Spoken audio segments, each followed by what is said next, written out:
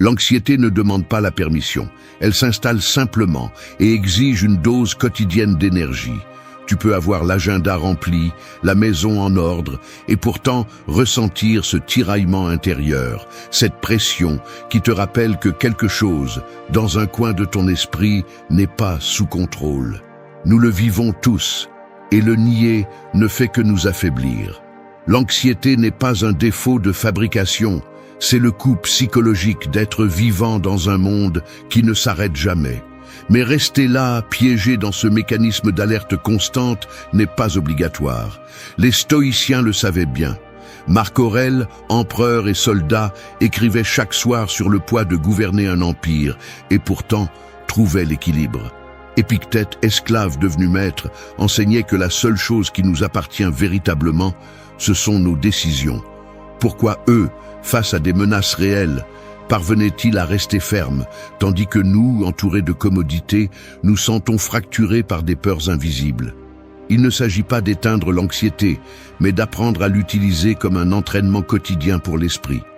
Ici, personne ne te promet une vie sans sursaut, mais un esprit qui ne cède pas à chaque poussée de la peur. La sérénité n'est pas un cadeau, c'est une conquête. Et si jamais tu t'es senti au bord du gouffre, souviens-toi, tu peux choisir ta réponse, même si le monde insiste pour la provoquer. Aujourd'hui, nous allons briser ce cycle. Aujourd'hui, tu vas reprendre le contrôle. 1. Concentre-toi uniquement sur ce qui dépend de toi. La vérité est dure. Si tu cherches à tout contrôler, tu ne trouveras jamais la paix. L'anxiété se nourrit de cet élan aveugle à vouloir gérer chaque détail, chaque réaction d'autrui, chaque résultat incertain. C'est comme essayer d'arrêter une avalanche avec les mains vides. L'essentiel est d'accepter, même si cela coûte, que la vie n'est pas entièrement sous ton contrôle. La seule partie de l'échiquier où tu as un véritable pouvoir est dans tes décisions, tes actes et la manière dont tu choisis de répondre. Tout le reste, ce qu'ils disent, ce qu'ils pensent, ce qui se passe à l'extérieur, échappe à ton emprise, même si ton esprit essaie de te convaincre du contraire. Analyser l'anxiété sous cet angle révèle un mécanisme mental très concret. Le cerveau, dans son désir de te protéger, crée l'illusion que, si tu surveilles tout, tu préviens tout. Mais cette vigilance constante t'épuise, te maintient dans une tension inutile, comme si tu portais un sac à dos rempli de pierres qui ne t'appartiennent pas.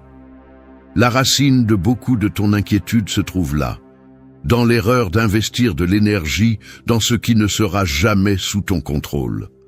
C'est pourquoi, chaque fois que tu essaies d'anticiper toutes les variables, de prédire chaque résultat, ou de te convaincre que tu peux éviter tout désagrément, l'épuisement augmente et l'anxiété devient ce poids chronique qui te draine jour après jour. La philosophie stoïque a été brutalement honnête à ce sujet. Épictète l'a résumé sans détour. Il y a des choses qui dépendent de nous et des choses qui ne dépendent pas de nous.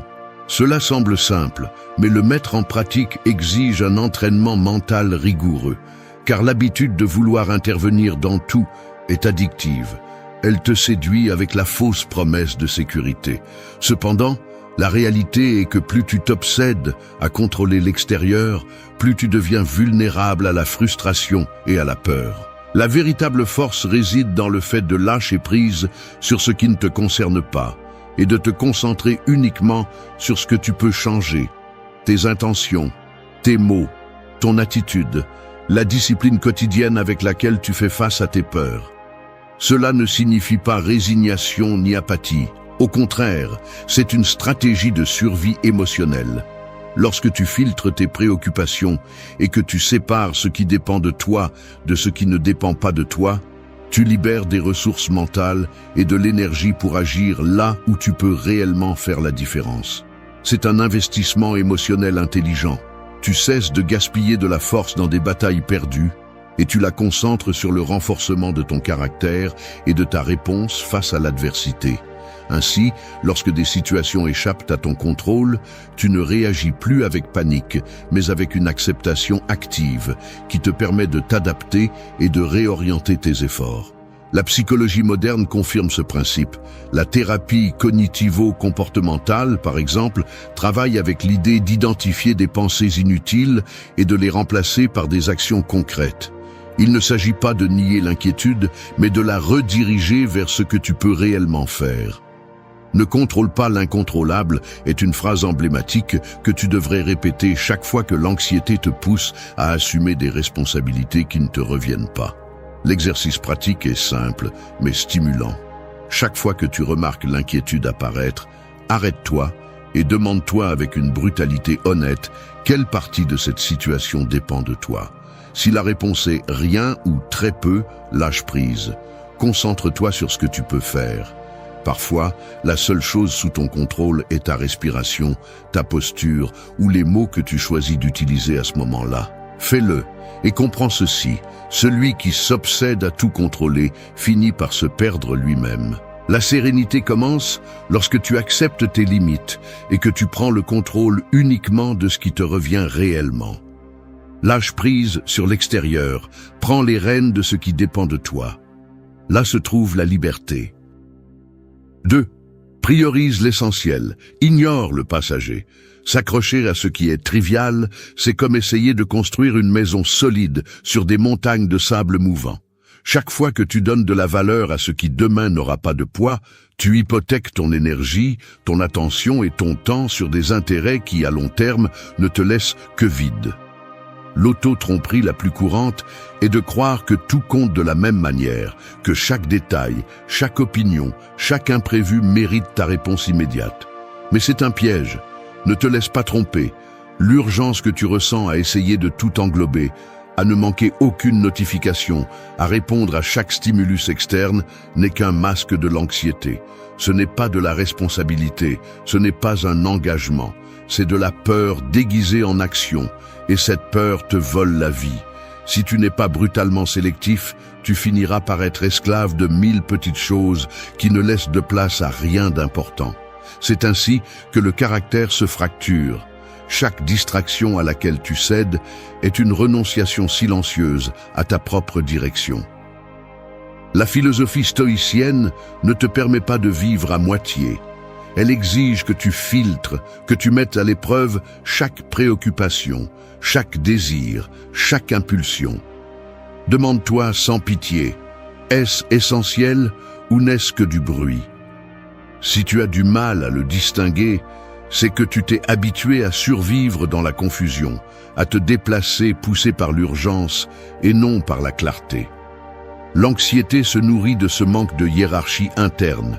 Quand tout semble urgent, rien n'est important. Et c'est le piège que tu paies le plus cher. La vie ne te donne pas un temps infini pour corriger le cap. Chaque moment investi dans l'insignifiant est un temps perdu pour ce qui pourrait vraiment transformer ta vie. Les petites préoccupations se multiplient comme des intérêts sur une dette. Plus tu les paies, plus elles grandissent. Il ne s'agit pas d'attendre que le moment parfait arrive pour te concentrer sur l'essentiel. C'est une autre forme d'auto-tromperie, une autre excuse élégante pour ne pas prendre de décisions inconfortables.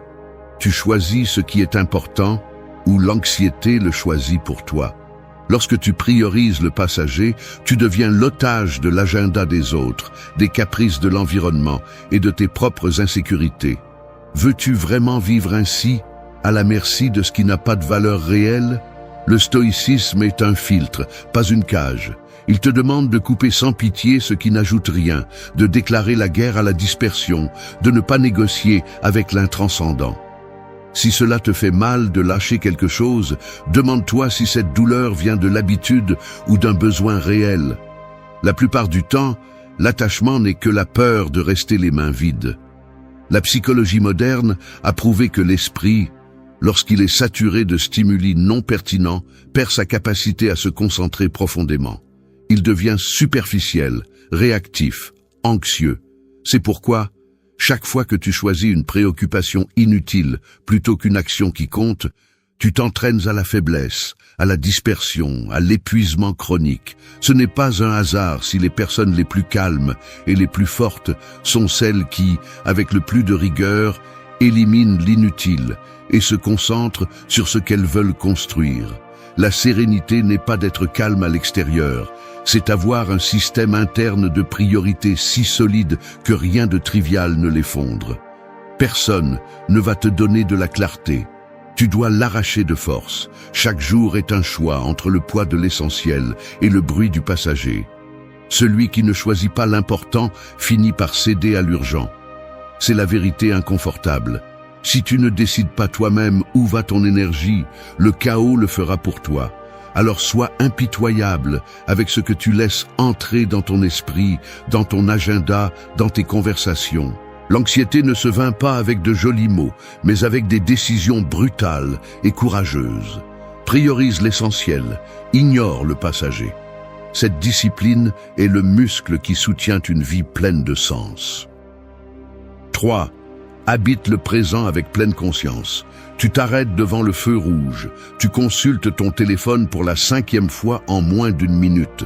Sans t'en rendre compte, ton esprit a déjà sauté de la conversation en attente à un problème de travail, puis à ce que tu as dit lors de la dernière réunion, à l'erreur que tu as commise il y a 3 jours.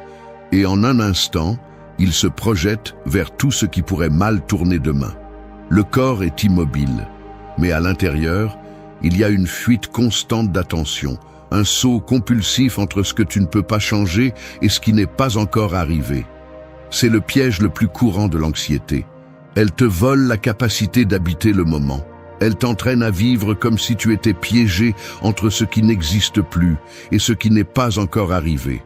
Le présent devient un lieu de passage, jamais une résidence. Et, pendant ce temps, la vie réelle te glisse entre les doigts, invisible, car tu n'y es jamais vraiment. Si tu es honnête avec toi-même, tu reconnaîtras que tu expérimentes rarement le présent avec intensité. Ton esprit, entraîné par des années d'urgence et de préoccupations anticipées, est devenu une machine à fabriquer des scénarios.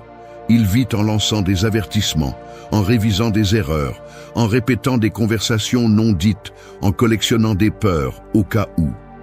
Cette hyperactivité mentale semble, en théorie, une forme de protection, mais en pratique, c'est juste une source inépuisable d'épuisement.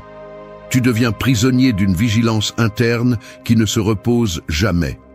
L'ironie est que plus tu t'efforces de ne pas perdre le contrôle, moins tu as de contrôle sur ce qui compte vraiment. Ton état de présence, ta façon d'être ici et maintenant. Les stoïciens le savaient bien. Marc Aurèle a écrit que nous devons nous concentrer comme si chaque acte était le dernier de notre vie. Ce n'est pas juste une belle phrase, c'est une discipline.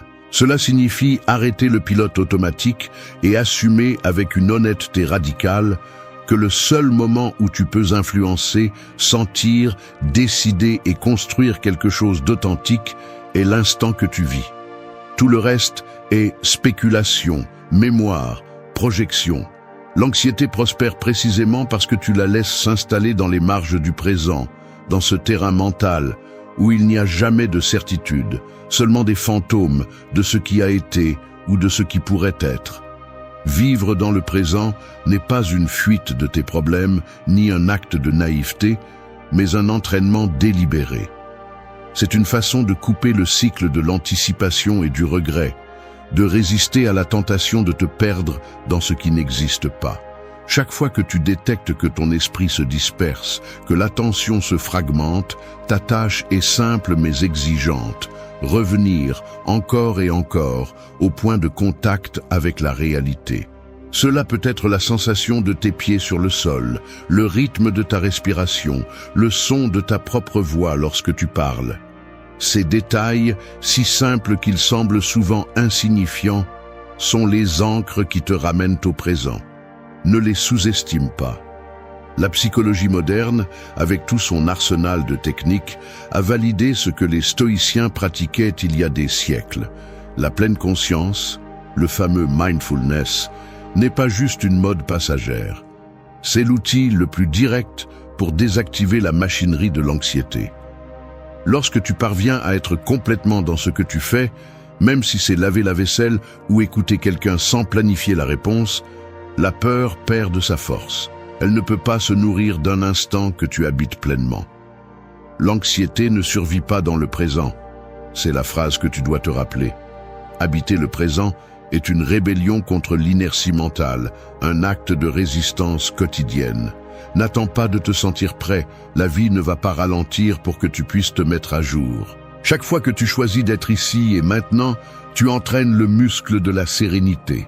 L'attention est ta ressource la plus précieuse. Investis-la avec discipline, sans concession. Ne te permets pas de vivre comme un touriste dans ta propre existence. Le présent n'est pas une salle d'attente, c'est le seul endroit où tu peux être vraiment libre. 4. Renforce ton esprit face à l'inconfort. Je ne vais pas te mentir, chaque fois que je ressens de l'inconfort, la première chose qui apparaît est la tentation de fuir. Je le sens dans mes épaules qui se tendent, dans mes mains qui cherchent à se distraire, dans mes yeux qui parcourent la pièce à la recherche de quelque chose qui promet un soulagement immédiat. Et bien que je sache que fuir l'inconfort ne fait que l'amplifier, mon instinct naturel est de me protéger, de chercher refuge dans de petites distractions, des excuses élégantes pour ne pas affronter ce qui me serre la poitrine. Je sais que je ne suis pas le seul. Personne n'aime rester immobile face à ses peurs, au vide laissé par une perte, au silence d'une attente inconfortable. Mais là, précisément dans cet espace étroit où personne ne veut rester trop longtemps, c'est là que la véritable force mentale se forge ou s'effondre. Il n'y a pas de raccourci. Si tu continues à fuir, tu deviens plus faible. Si tu restes même une minute de plus que ce que dicte l'inconfort, tu entraînes un muscle que presque personne ne veut travailler, la résilience. Observe quelqu'un résistant au froid sans manteau ou marchant sous la pluie quand tout le monde court se mettre à l'abri. Regarde ce geste tendu de celui qui dit non quand on lui demande quelque chose qu'il ne veut pas faire, même s'il craint de décevoir. L'inconfort a des formes physiques, une respiration contenue, des pieds qui ne cessent de bouger, un regard qui esquive le conflit. Nous sommes des créatures conçues pour éviter la douleur, mais nous avons aussi la capacité brutale de la supporter, de choisir de rester un peu plus au bord de l'inconfort et de découvrir là qu'il ne nous détruit pas. Les stoïciens ont compris cela mieux que quiconque. L'inconfort volontaire n'est pas du masochisme, c'est un entraînement. Sortir marcher à jeun, prendre des douches froides, renoncer volontairement à de petits plaisirs, s'exposer à la critique ou au silence sans chercher une approbation instantanée. Chaque petite difficulté que tu choisis d'affronter est un investissement.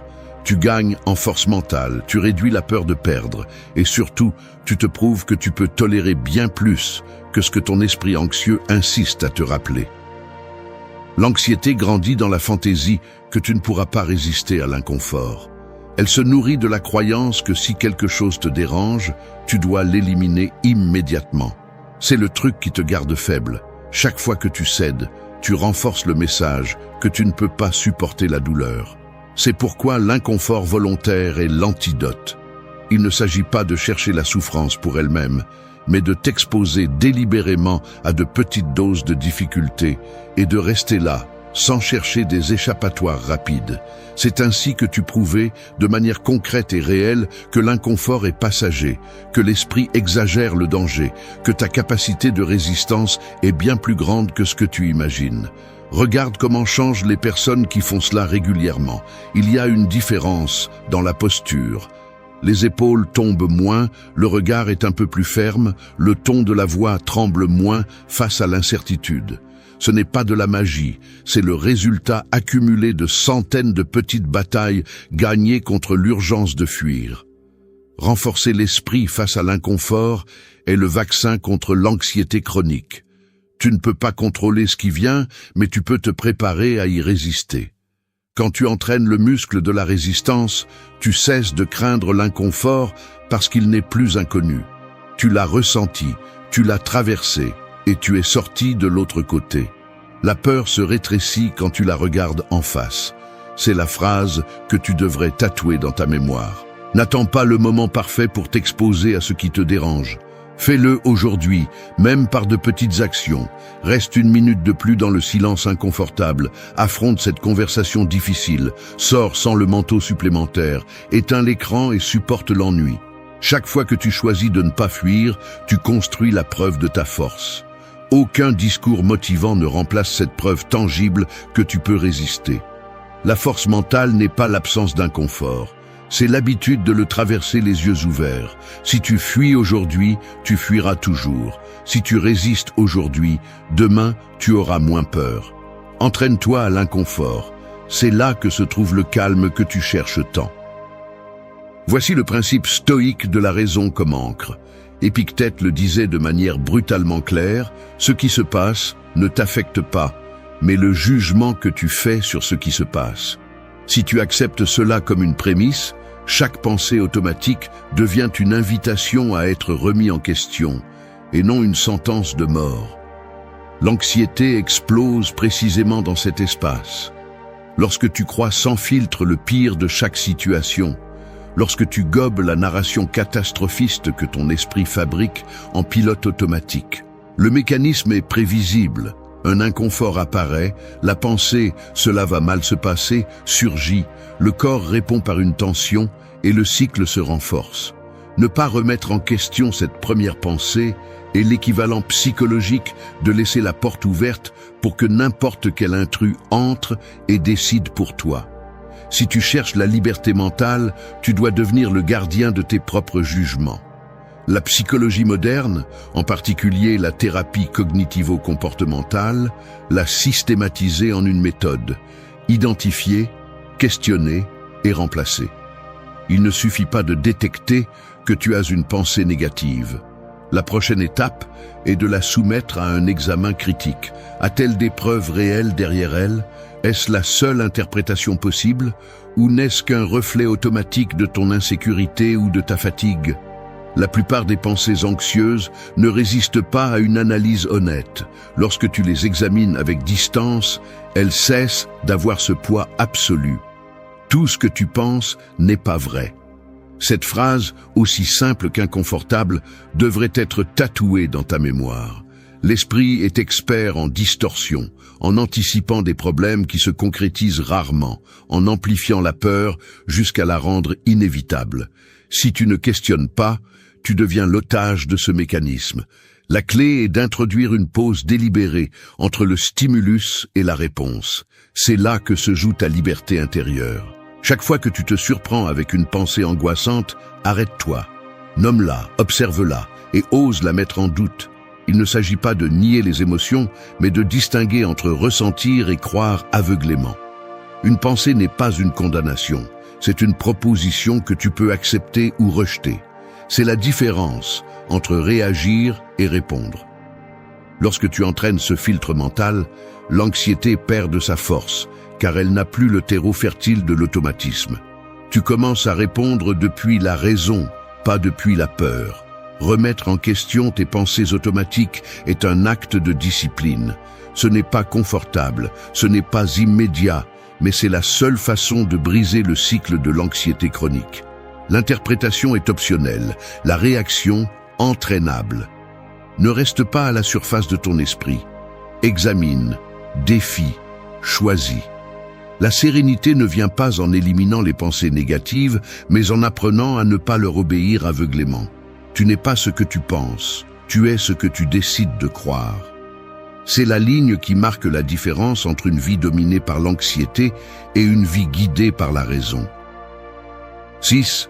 Accepte la réalité et agis avec intention. La réalité ne va pas te demander la permission. Ce qui se passe, que cela te plaise ou non, et aucune résistance mentale ne modifiera un seul fait inévitable. C'est enfantin de penser que ta colère, ta plainte ou ton déni vont freiner ce qui est hors de ton contrôle. La vie ne négocie pas avec tes attentes, et ce jeu d'essayer de forcer les choses à être différentes ne fait que t'enfoncer davantage dans la frustration. Tu ne veux pas l'accepter parce qu'accepter ce que tu ne peux pas changer te laisse nu, sans excuse, sans le réconfort facile de blâmer les autres ou le destin. Mais cette résistance absurde est la source directe de ton anxiété. S'accrocher à ce que tu ne peux pas modifier est le sabotage le plus coûteux. Tu perds de l'énergie, tu perds du temps, tu perds ta dignité. La réalité est neutre. C'est toi qui décides si tu deviens son allié ou son prisonnier. Assez de te raconter des histoires. Tu n'es pas spécial parce que tu souffres plus. Ni ton cas n'est une exception à la loi fondamentale de la vie. Tout le monde porte sa part de l'inévitable. Maladie, rejet, perte, déception.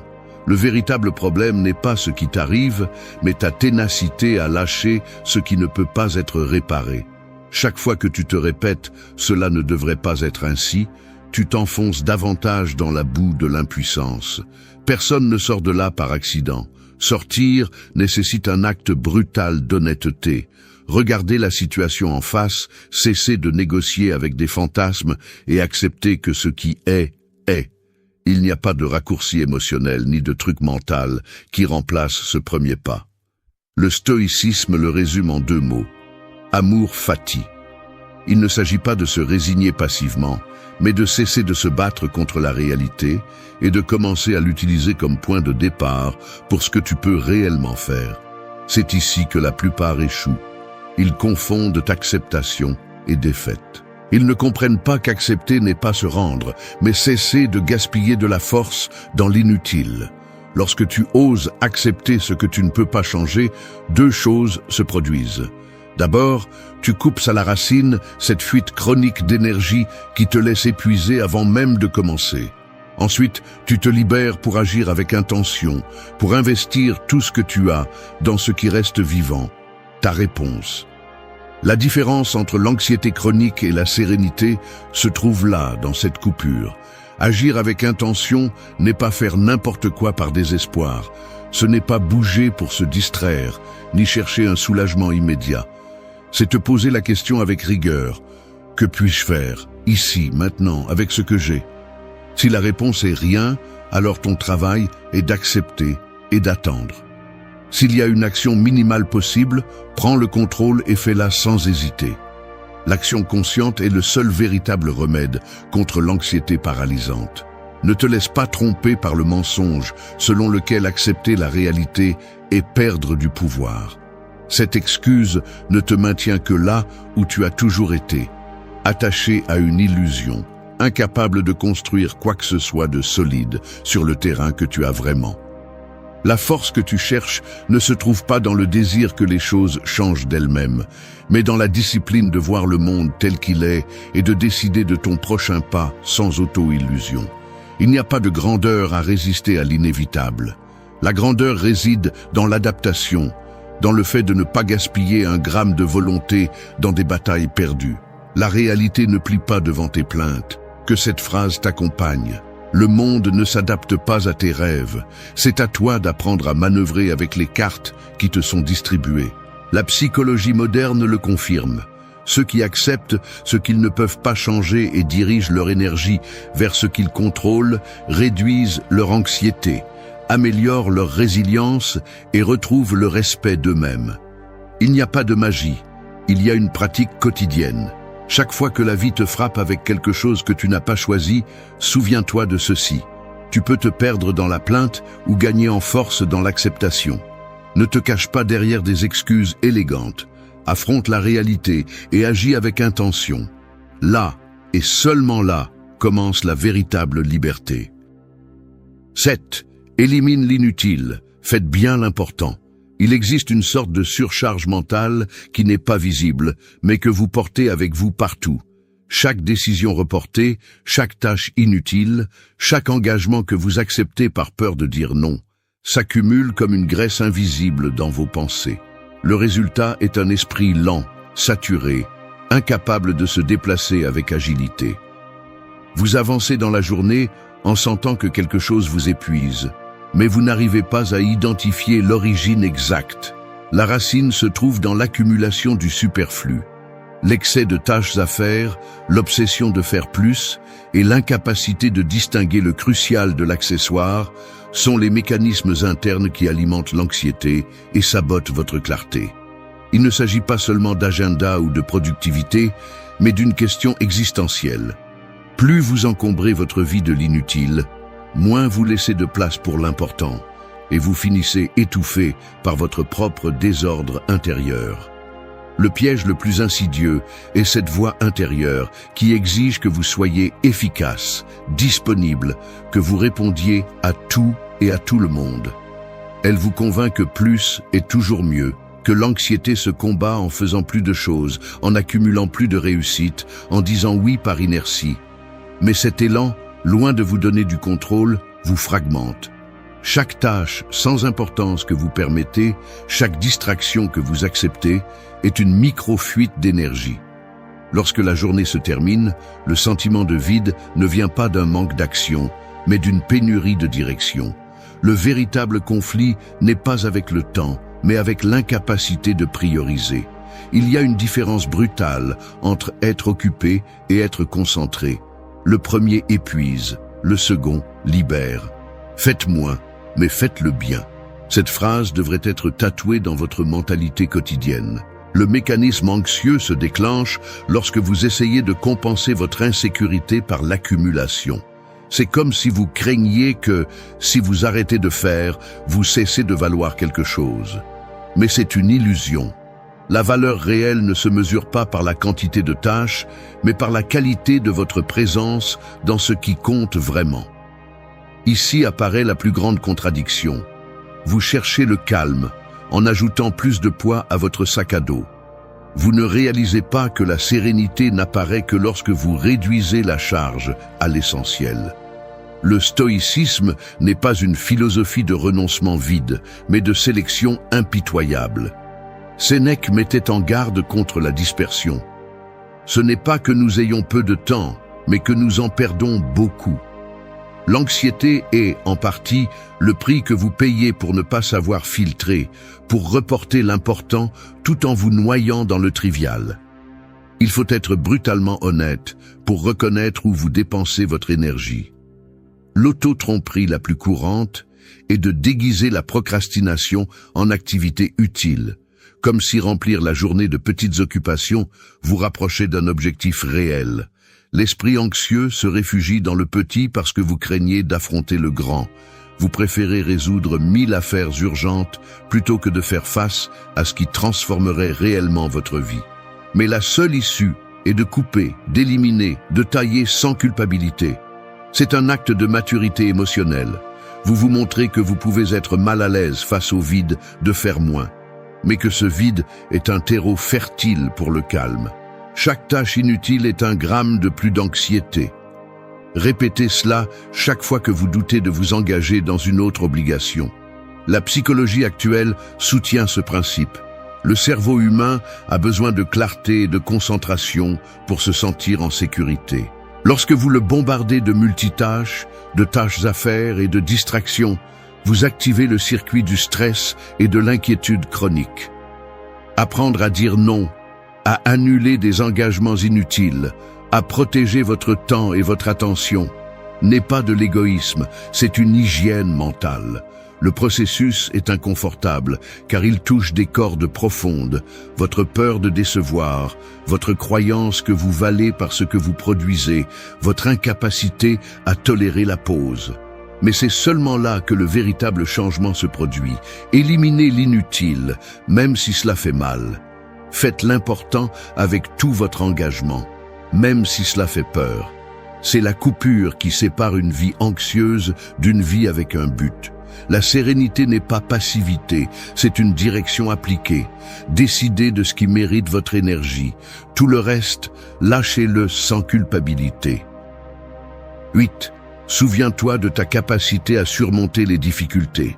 Coincé dans une file qui n'avance pas, tu sens la tension dans ton cou et comment tes doigts tambourinent avec impatience sur le téléphone.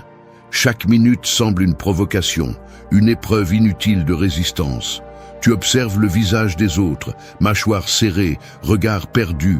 Certains soupirent à voix basse, d'autres serrent les lèvres et plongent dans leur téléphone pour échapper à la réalité. Personne ne sourit. La scène est simple, mais elle condense l'essence de l'inconfort et de l'ennui. Ton esprit commence à parcourir de vieilles défaites, de petites humiliations, ces moments où tu as pensé que tu ne pourrais pas tenir une minute de plus. Pourtant, te voilà survivant à l'inconfort quotidien, malgré l'anxiété, la fatigue et le poids des choses qui ne dépendent pas de toi.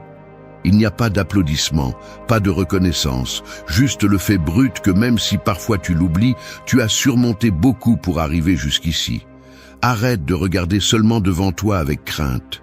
Regarde en arrière avec honnêteté. Pense au premier jour où tu as affronté une conversation qui te terrifiait, à la nuit qui semblait interminable quand tout a mal tourné, au moment où tu as senti que la peur était trop grande pour être supportée. Souviens-toi de la sensation physique, la poitrine serrée, la sueur dans les paumes, les pensées accélérées cherchant une issue. Maintenant, note le résultat. Cette situation est passée. La vie a continué, et tu as continué à avancer, peut-être avec des marques, mais aussi avec la preuve que ta capacité à résister est réelle et concrète. L'anxiété veut te convaincre que ce qui vient sera insupportable, que cette fois tu vas vraiment craquer, que tu n'as pas ce qu'il faut. Mais cette idée n'est qu'une distorsion du présent, un tour mental qui ignore tout ce que tu as déjà surmonté. Les stoïciens ne romantisaient pas la difficulté, mais ils ne la craignaient pas non plus. Marc Aurèle, au milieu des guerres et des trahisons, se forçait à se souvenir de ses victoires intérieures, si petites soient-elles. Épictète, supportant l'esclavage et la douleur physique, s'accrochait à la preuve que la souffrance n'était pas une condamnation, mais une opportunité de démontrer sa force. Il ne s'agit pas d'embellir le passé, mais de l'utiliser comme preuve. Si tu as résisté auparavant, tu peux le faire à nouveau maintenant. Le corps et l'esprit accumulent des cicatrices, oui, mais aussi des souvenirs de force. Tu as survécu à tous tes pires jours. Cette phrase est un fait, pas un réconfort vide. La psychologie actuelle le confirme. L'une des techniques les plus puissantes contre l'anxiété est de reconstruire ton propre historique de surmontement. Lorsque la peur s'intensifie, lorsque l'esprit anticipe l'échec, se souvenir de tes réalisations passées, si petites soient-elles, change la chimie interne. Le cerveau a besoin de preuves, pas de promesses. Chaque fois que tu te répètes que tu as surmonté des difficultés auparavant, tu réduis le pouvoir de l'anxiété sur ton présent. Ce n'est pas de l'autosuggestion bon marché, c'est un ancrage réel. Ta biographie est la meilleure preuve contre l'idée que tu es faible ou incapable. Fais de cela un exercice conscient. Lorsque tu sens que l'anxiété te coince, arrête-toi et rappelle-toi en détail une difficulté réelle que tu as traversée. Souviens-toi des gestes, des mots, du décor exact. Rends-le tangible. Ne l'idéalise pas. Observe simplement. Tu étais là, tu as ressenti la peur, et pourtant, tu as avancé. C'est la preuve qui compte. Ne laisse pas l'anxiété effacer ton histoire de résistance. La force ne s'invente pas dans le futur, elle se reconnaît dans le passé. Chaque difficulté surmontée est un investissement qui te soutient aujourd'hui. Ton historique de résistance est ton plus grand atout. Grave cette phrase dans ta mémoire. N'attends pas de te sentir fort pour affronter ce qui vient. Utilise l'épreuve de ta propre vie comme un bouclier. L'anxiété déteste les faits. Elle se nourrit de doutes et d'amnésie sélective. Lorsque te rappeler ta capacité à surmonter les difficultés devient une habitude, l'anxiété perd sa principale arme, l'illusion que tu es fragile. Tu ne l'es pas. Tu l'as déjà prouvé auparavant. Maintenant, il est temps de te le rappeler, avec une clarté brutale, chaque fois que l'inquiétude essaie de te convaincre du contraire. 5. Remets toujours en question tes pensées automatiques. Tes pensées ne sont pas des faits, ce sont des hypothèses. C'est la base que personne ne t'enseigne et qui pourtant définit la qualité de ta vie mentale. L'erreur la plus coûteuse est de confondre la première chose qui apparaît dans ta tête avec la vérité objective. Chaque pensée, en particulier les automatiques, fonctionne comme des filtres qui interprètent la réalité avant que tu puisses l'analyser. Le système est efficace, mais défectueux. Il te fait économiser de l'énergie, mais il peut te mener à des conclusions erronées, des réactions disproportionnées et des cycles d'anxiété qui se perpétuent d'eux-mêmes. C'est ainsi que fonctionne l'esprit humain. Face à une situation d'incertitude, le cerveau déclenche des interprétations instantanées, souvent teintées par de vieilles peurs, des croyances héritées ou des expériences négatives dont tu ne te souviens même plus consciemment. La conséquence est directe. Tu vis sous la tyrannie d'interprétations non examinées, agissant comme si chaque pensée était un ordre inviolable et non une simple occurrence.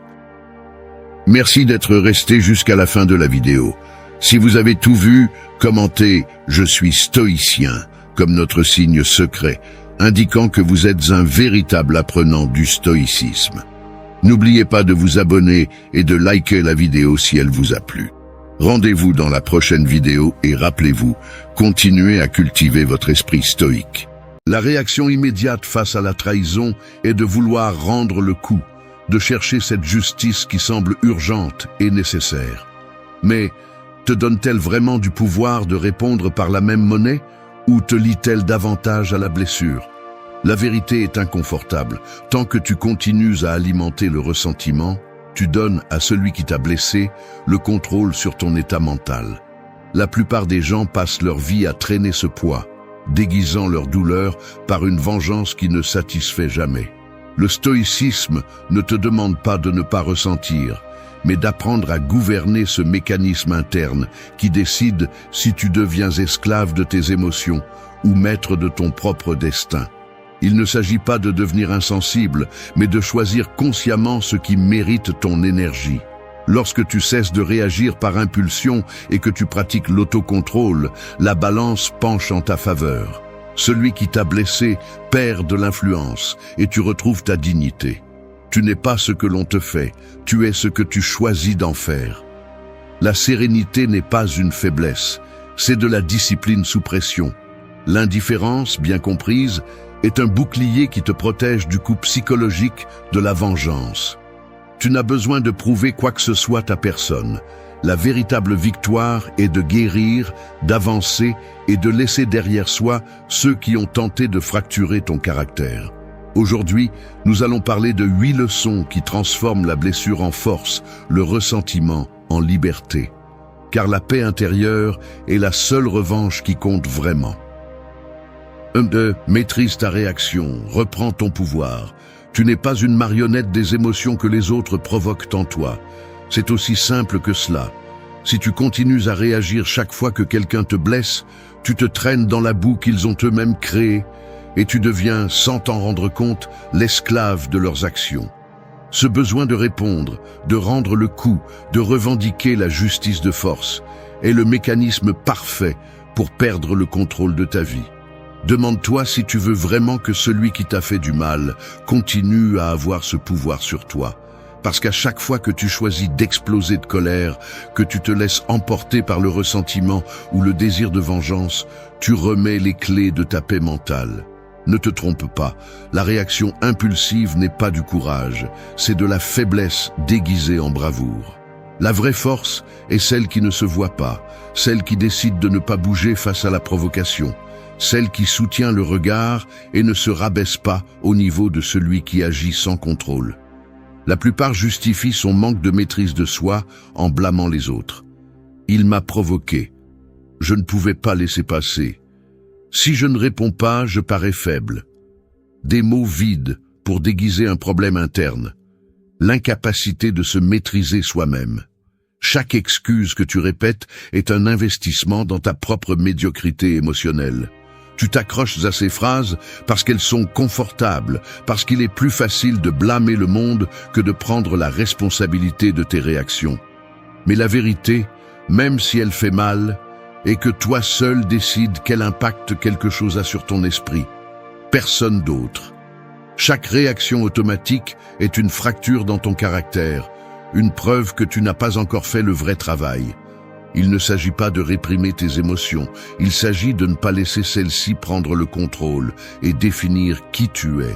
Apprendre à te contenir, à filtrer ce que tu reçois et à répondre seulement quand cela a du sens est l'entraînement mental qui sépare les forts de ceux qui ne font que prétendre l'être. Beaucoup croient que l'indifférence est de la froideur, mais l'indifférence consciente est une déclaration de pouvoir. C'est te refuser à payer la dette émotionnelle que les autres veulent t'imposer. C'est regarder l'offense en face et la laisser tomber d'elle-même, sans la porter, sans la laisser s'accumuler comme un poids inutile sur ton dos. Tu n'as pas besoin de rendre le mal pour prouver ta valeur. En fait, le faire ne fait que confirmer que tu es piégé dans le même cycle toxique qui t'a blessé en premier lieu. L'autocontrôle est la véritable victoire, car il prouve que rien ni personne ne peut déplacer tes fondations internes sans ta permission. C'est la liberté que nous poursuivons et que si peu osent conquérir. Tu n'es pas obligé de porter les attentes des autres, ni de réagir pour satisfaire ton propre ego blessé. Chaque fois que tu choisis le calme et l'autocontrôle, tu reprends un peu plus du pouvoir qu'on a essayé de te ravir. Ne confonds pas la passivité avec la paix. Ta décision de ne pas répondre n'est pas de la soumission, c'est un contrôle total sur toi-même. Le succès, le dépassement de soi et la tranquillité d'esprit sont le coup le plus fort que tu puisses porter, car ils montrent que tu n'as pas seulement survécu à la blessure, mais que tu l'as utilisée pour grandir. N'oublie pas ceci, celui qui parvient à contrôler sa réaction contrôle son destin. Ta paix n'est pas négociable. Ton pouvoir ne se discute pas. 2. Choisis l'autocontrôle plutôt que la colère. La colère ne te rend pas plus fort, elle te rend plus prévisible, plus facile à manipuler, plus vulnérable que tu ne veux l'admettre. Cet élan de vouloir rendre le coup, de hausser la voix et de revendiquer ta position est le reflet automatique d'un système nerveux qui n'a jamais appris à attendre. La réalité est inconfortable. Grandir, c'est apprendre à supporter l'inconfort de l'injustice sans permettre qu'elle te transforme en ce qui t'a blessé. Beaucoup se disent que exploser, crier, exiger est la bonne chose à faire. Ils appellent cela authenticité. Ils appellent cela dignité. Mais au fond, c'est de la peur déguisée. Peur de paraître faible, peur de perdre le contrôle, peur de se regarder dans le miroir et de ne pas reconnaître qui prend les décisions. L'autocontrôle commence par une renonciation brutale. Cesser de justifier tes accès de colère et accepter que la fureur, bien que momentanément agréable, est un piège qui t'attache à la douleur subie. Si tu prends un moment pour observer ce processus interne, tu te rends compte que la colère est une réaction automatique, pas un choix conscient. C'est la somme de vieilles blessures, de croyances installées sans filtre, d'habitudes émotionnelles que tu as apprises quand tu ne savais pas te défendre autrement. Le désir de vengeance apparaît parce que le cerveau veut restaurer l'équilibre, mais en réalité, il ne fait que perpétuer le cycle de la douleur. Chaque fois que tu choisis de réagir avec colère, tu renforces une identité fragile, une qui dépend du conflit pour se sentir vivante.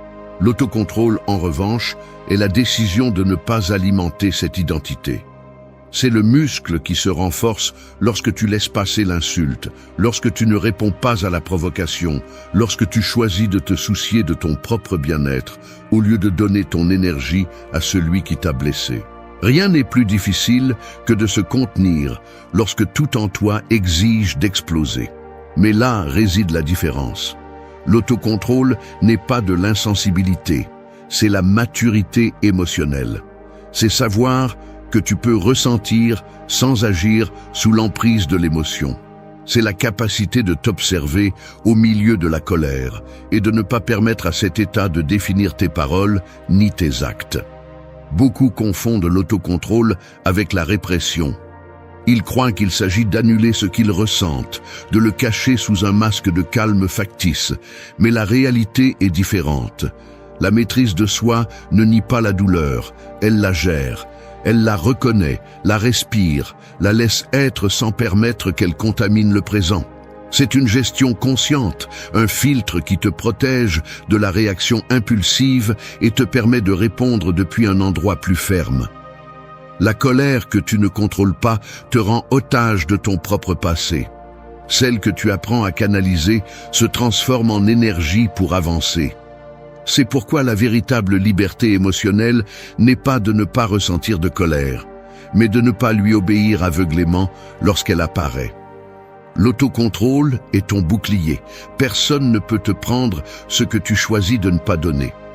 Tu n'as besoin de prouver quoi que ce soit à personne lorsque tu te contrôles. Il n'y a pas de trophée à gagner dans une bataille de cris, ni de médaille pour avoir le dernier mot dans une discussion. Il y a quelque chose de bien plus précieux. La tranquillité de savoir que tu n'as pas perdu ton essence dans la tentative de prouver ta force. Laisse les autres tomber dans le jeu de la provocation. Choisis la discipline intérieure. Chaque fois que tu contrôles ta réaction, tu te libères un peu plus des chaînes invisibles que d'autres essaient de te mettre. La colère n'est utile que lorsqu'elle sert de signal qu'il y a une limite que tu dois renforcer, pas comme excuse pour te perdre toi-même. Tu décides si ta vie est une réaction en chaîne ou une construction délibérée. La plus grande vengeance est de ne pas ressembler à celui qui t'a fait du mal. La véritable force est l'autocontrôle. 3. Protège ton énergie de ceux qui te blessent. Tu entres dans le bureau où tu ouvres le chat de groupe et voilà le commentaire que tu n'as pas demandé. La pique qui vise exactement là où ça fait mal. L'attitude passive-agressive qui cherche à s'immiscer sous ta peau.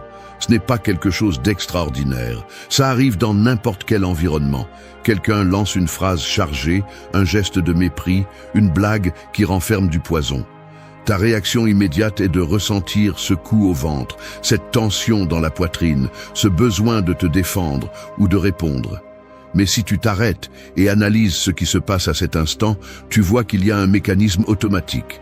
Le commentaire arrive, ton corps réagit, l'esprit interprète et surgit l'impulsion de répondre ou de te venger. C'est ici que la plupart tombent encore et encore, sans remettre en question le processus. Il s'agit d'une chaîne de stimulus et de réponses, si ancrée qu'elle semble naturelle, alors qu'en réalité, c'est une construction mentale que tu peux déconstruire. La première erreur est de croire que l'énergie que tu dépenses en répondant à celui qui te blesse est inoffensive, comme s'il s'agissait seulement de quelques minutes de colère. Mais ce n'est pas le cas. Chaque réaction, chaque explication inutile, chaque fois que tu permets à l'autre de définir ton état émotionnel est une fuite d'énergie. Ces petites pertes s'accumulent et finissent par drainer ta vitalité, altérer ton humeur et contaminer ta journée. Si tu l'analyses froidement, réagir face à chaque provocation est comme ouvrir un compte bancaire commun avec tes agresseurs émotionnels. Chaque fois que tu te fâches, tu fais un dépôt en leur nom et tu te retrouves dans le rouge. Tout ce qu'on te lance ne mérite pas une réponse. C'est la première ligne que tu devrais graver dans ton esprit. Au fond, protéger ton énergie est une question de stratégie mentale. Cela ne signifie pas ignorer tout, ni devenir un robot sans émotion, mais reconnaître quelles batailles méritent ton attention et lesquelles ne font que perpétuer le même cycle d'épuisement. Quand quelqu'un te blesse, ton ego exige une réparation immédiate. Mais si tu cèdes, tu deviens l'otage de chaque mot d'autrui, toujours sur la défensive, toujours à l'affût de la prochaine offense. Le premier pas est d'observer le processus à froid.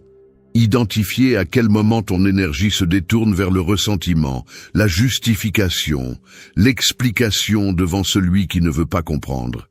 Demande-toi, que gagnais-je à répondre? La plupart du temps, la réponse honnête est rien.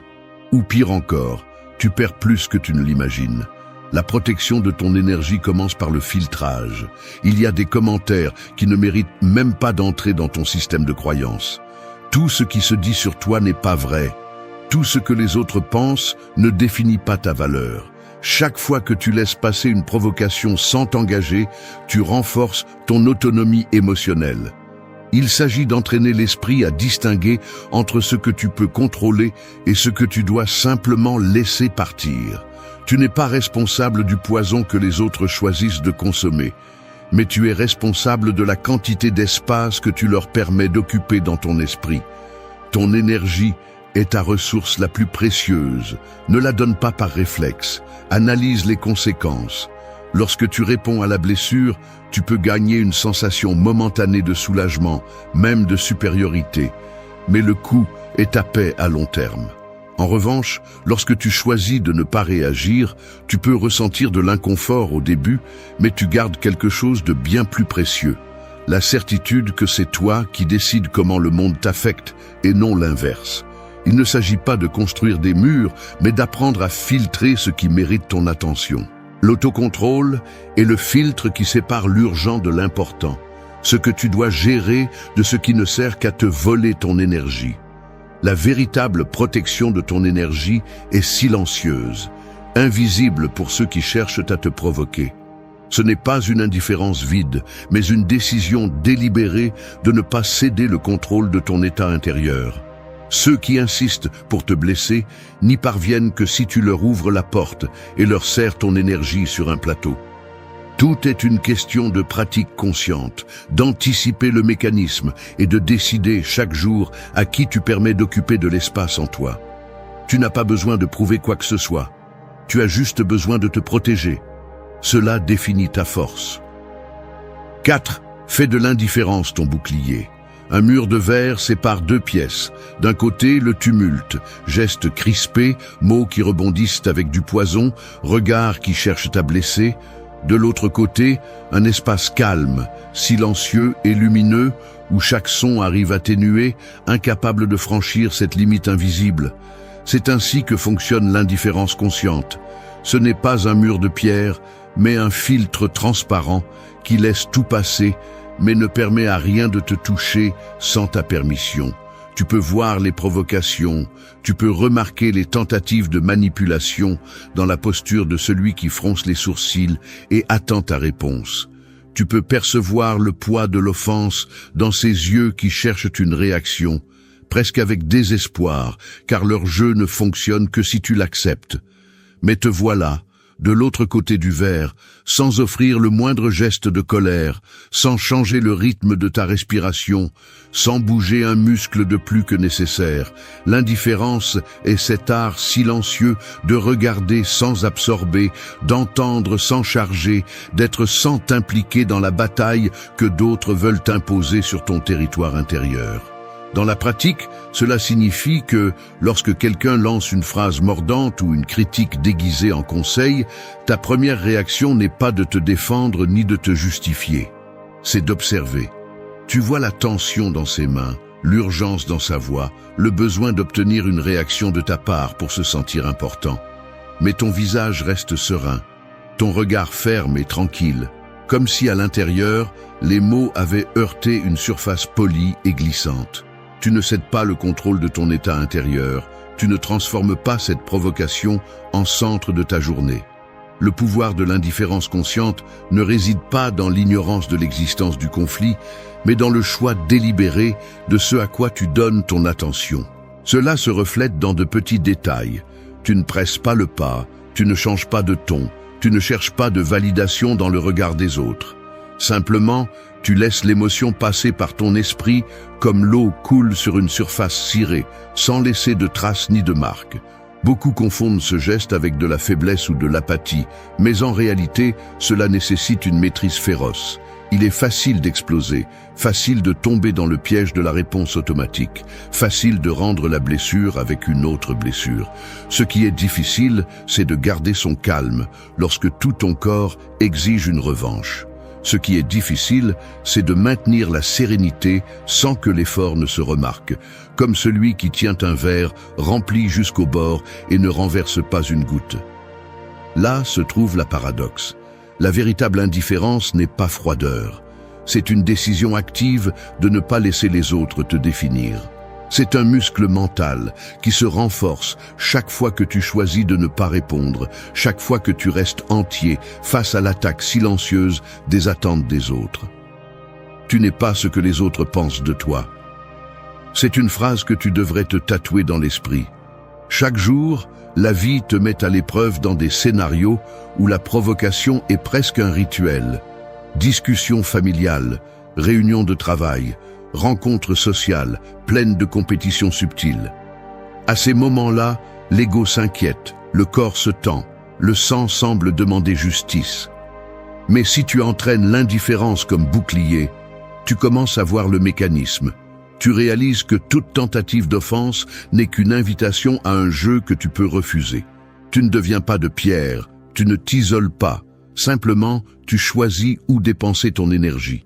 Et même si au début l'indifférence dérange ceux qui cherchent à te blesser, peu à peu, ils apprennent qu'ils ne peuvent pas entrer dans ton espace mental si tu n'ouvres pas la porte. La plus grande déclaration de pouvoir n'est pas la réponse mordante, mais le silence qui n'a pas besoin de se justifier. Fais de l'indifférence ton bouclier. Ce n'est pas le vide ni l'absence, c'est la clarté. C'est la défense intérieure de celui qui ne gaspille plus sa vie dans des batailles étrangères, de celui qui préfère la paix réelle au faux triomphe d'une réaction. La plus grande victoire est de maintenir intacte ta sérénité lorsque tout autour de toi veut la briser. Ta sérénité est ta meilleure armure. 5. Grandis là où d'autres cherchent à te détruire. Je vais te le dire sans détour, personne ne veut l'admettre, mais il y a une part de toi qui espère voir tomber celui qui t'a blessé. Tu y penses, même si tu le nies. Tu souhaites, même en silence, que la vie lui rende la monnaie de sa pièce, qu'il reçoive une dose de son propre poison. C'est inconfortable de le reconnaître parce que ton orgueil veut le déguiser en justice. Mais au fond, c'est juste un besoin de vengeance, une fantaisie enfantine d'équilibre qui n'arrive jamais. Cet instinct est humain, mais c'est aussi une prison mentale. Car tant que tu restes obsédé par la blessure et par celui qui l'a causée, tant que tu passes tes journées à ressasser la trahison comme si cela pouvait changer le passé, tu restes bloqué exactement à l'endroit que l'on a choisi pour toi. C'est toi qui t'attaches à la version la plus limitée de toi-même, la victime qui ne sait que regarder en arrière, celui qui gaspille son énergie dans le ressentiment et remet à plus tard sa véritable croissance en attendant des excuses qui n'arrivent jamais. Il n'y a pas d'auto-illusion plus coûteuse que celle-ci. Les gens faibles se consument à chercher un moyen de rendre le coup. Ils s'accrochent à la colère parce que cela leur donne temporairement un sentiment de pouvoir, parce qu'il est plus facile de nourrir la haine que d'accepter la responsabilité de guérir. Ils passent leur vie à rivaliser contre des fantômes, mesurant leur valeur en fonction des blessures reçues. Sais-tu où cette course se termine ? Dans l'amertume, dans l'épuisement, dans la répétition infinie du même conflit sous de nouveaux masques. Si tu restes là, tu ne fais que permettre à celui qui t'a blessé de rester l'architecte de ton destin. Tu as fait de ta douleur une excuse, une encre. Chaque jour que tu passes à attendre une réparation est un jour perdu pour ta construction personnelle. Il n'y a aucun mérite à être celui qui souffre le plus, ni à devenir le reflet de l'injustice que tu as vécue. C'est le piège. Rester petit là où d'autres ont voulu te voir réduit. L'alternative est brutale, car elle exige de l'honnêteté. Grandir là où d'autres ont essayé de te détruire. Il n'y a pas de gloire dans le ressentiment, pas de dignité dans la revanche. Le véritable acte de force est de te relever, non pas pour prouver quoi que ce soit à quiconque, mais pour cesser d'être la somme de tes blessures. La croissance est inconfortable, car elle exige que tu cesses d'attendre une réparation externe et que tu commences à investir en toi, même si cela fait mal.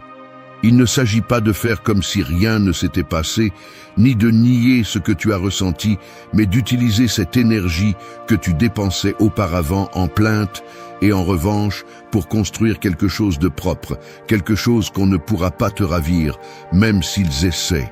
La croissance consciente est la réponse que personne n'attend, celle qui désarme ceux qui ont voulu te voir petit. Car rien n'incommode plus l'agresseur que de te voir avancer, que de réaliser qu'il n'a plus le moindre contrôle sur tes émotions, ni sur tes résultats. Tu n'as pas besoin de devenir martyr, ni héros de ton propre drame. Prends tes responsabilités.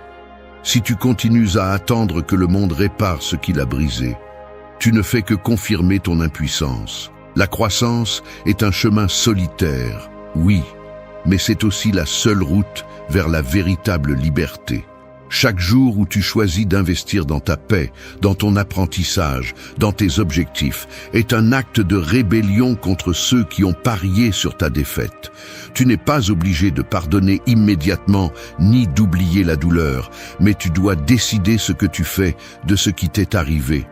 Tu peux l'utiliser comme excuse pour rester bloqué ou comme carburant pour avancer.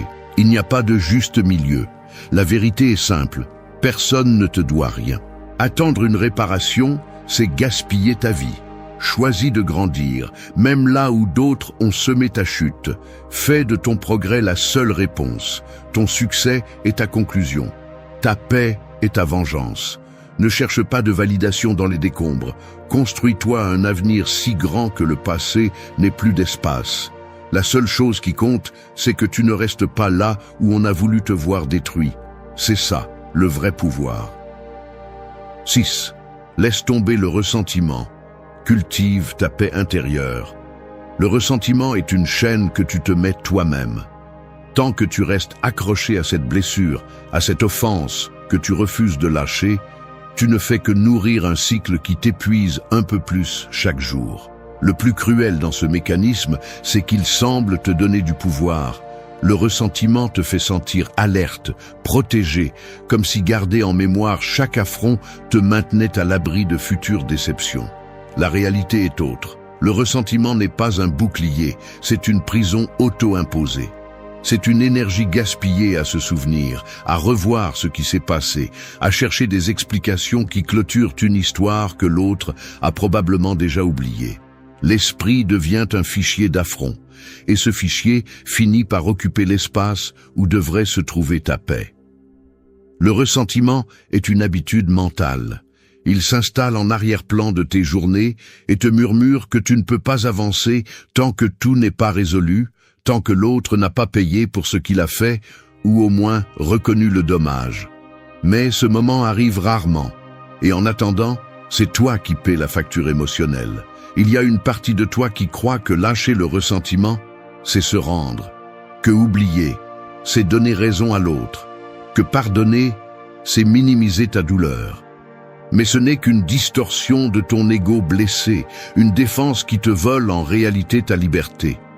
Il ne s'agit pas de nier ce qui t'est arrivé, ni de justifier le mal, mais de cesser de permettre au passé de rythmer ton présent. Garder le ressentiment, c'est comme investir dans une dette qui ne génère pas d'intérêt. Elle ne fait qu'accumuler du poids. Laisse tomber le ressentiment, et tu verras comment ton énergie change. Le premier effet est inconfortable. Ton esprit cherchera des raisons de rester attaché, de justifier l'offense, de maintenir vivante l'histoire qui t'a fait victime. Mais si tu traverses ce moment inconfortable, ce qui suit est un soulagement. C'est comme laisser tomber un sac à dos que tu portais depuis si longtemps que tu avais oublié à quel point la vie pouvait être légère. La paix intérieure ne surgit pas d'un acte héroïque, mais d'une série de petites décisions conscientes. Chaque fois que tu choisis de ne pas revenir au passé, chaque fois que tu refuses de nourrir le ressentiment, chaque fois que tu décides de poser des limites sans charger de colère. L'autocontrôle s'entraîne dans ces instants presque invisibles où tu pourrais retomber dans l'ancienne habitude, mais tu choisis d'avancer. Le ressentiment est la promesse inconsciente qu'un jour il y aura une justice parfaite, mais cette justice, si elle arrive, ne répare jamais ce que tu as perdu en chemin. La seule chose réelle est ce que tu décides de construire à partir de maintenant. Accepter que tu ne recevras pas de réparation externe est le premier pas pour retrouver ton pouvoir. La véritable force réside dans la fermeture du cycle, dans le fait de regarder le passé comme une leçon et non comme une condamnation. Tu n'as pas besoin de réconciliation, ni d'excuses, ni de justice divine. Tu as besoin de paix. Et cette paix se cultive chaque fois que tu refuses d'être défini par la blessure, chaque fois que tu priorises ton bien-être sur la narration de l'affront. Cesse de négocier ta tranquillité en échange d'une réparation qui n'arrive jamais. Choisis de lâcher prise, même si cela fait mal. Choisis de te construire à partir du présent, pas de la fracture. Le ressentiment n'est utile que pour ceux qui se complaisent dans l'autocompassion. Pour ceux qui veulent avancer, c'est un fardeau intolérable. Souviens-toi de ceci. Lâcher prise n'est pas oublier. C'est cesser d'investir de l'énergie dans ce qui n'a plus de retour. Ta paix intérieure ne dépend pas du passé. Elle dépend de ce que tu décides de faire avec ce qui t'est arrivé. Fais du calme ta réponse la plus percutante. Laisse tomber le ressentiment. Personne ne mérite le loyer de ton esprit. 7. Votre bien-être ne dépend pas des autres. Votre bien-être n'est l'otage de personne. C'est la vérité la plus difficile à accepter car elle déconstruit toutes les excuses, toutes les narrations qui vous permettent de blâmer votre environnement pour votre malaise. Si vous vivez convaincu que votre stabilité émotionnelle dépend de la façon dont on vous traite, des mots qui vous sont adressés ou de la justice que vous recevez, vous vous êtes rendu avant même de commencer. Le mécanisme est simple. Depuis notre enfance, on nous apprend à chercher l'approbation, à mesurer notre journée selon la quantité de stimuli positifs ou négatifs que nous recevons. Ainsi, une trappe mentale s'installe où le moindre geste de mépris ou la plus petite trahison suffit à plonger votre humeur. Lorsque vous comprenez cela, vous voyez que la plupart de vos hauts et bas ne sont pas réels. Ils sont le produit d'avoir mis votre bien-être entre de mauvaises mains. Personne ne devrait avoir un accès illimité à votre tranquillité, mais vous la remettez chaque fois que vous permettez qu'une critique ou une absence vous désarme de l'intérieur. Voici la racine du problème. Vous croyez que vous avez besoin d'une réparation externe pour guérir, mais ce dont vous avez réellement besoin, c'est de prendre le contrôle interne de votre propre destin émotionnel. Démanteler ce système commence par identifier les facteurs que vous utilisez comme ancre. Combien de fois remettez-vous votre paix en attendant des excuses, une explication, une reconnaissance? C'est un investissement émotionnel sans retour, car l'autre n'est pas obligé de vous donner ce dont vous avez besoin, et continuer à attendre ne fait que vous enchaîner à la frustration.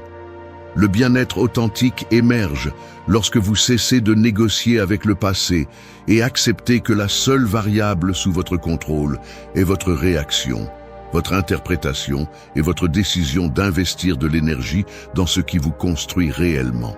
Il ne s'agit pas de faire semblant que rien ne vous affecte, mais de filtrer ce que vous permettez de pénétrer dans votre système émotionnel.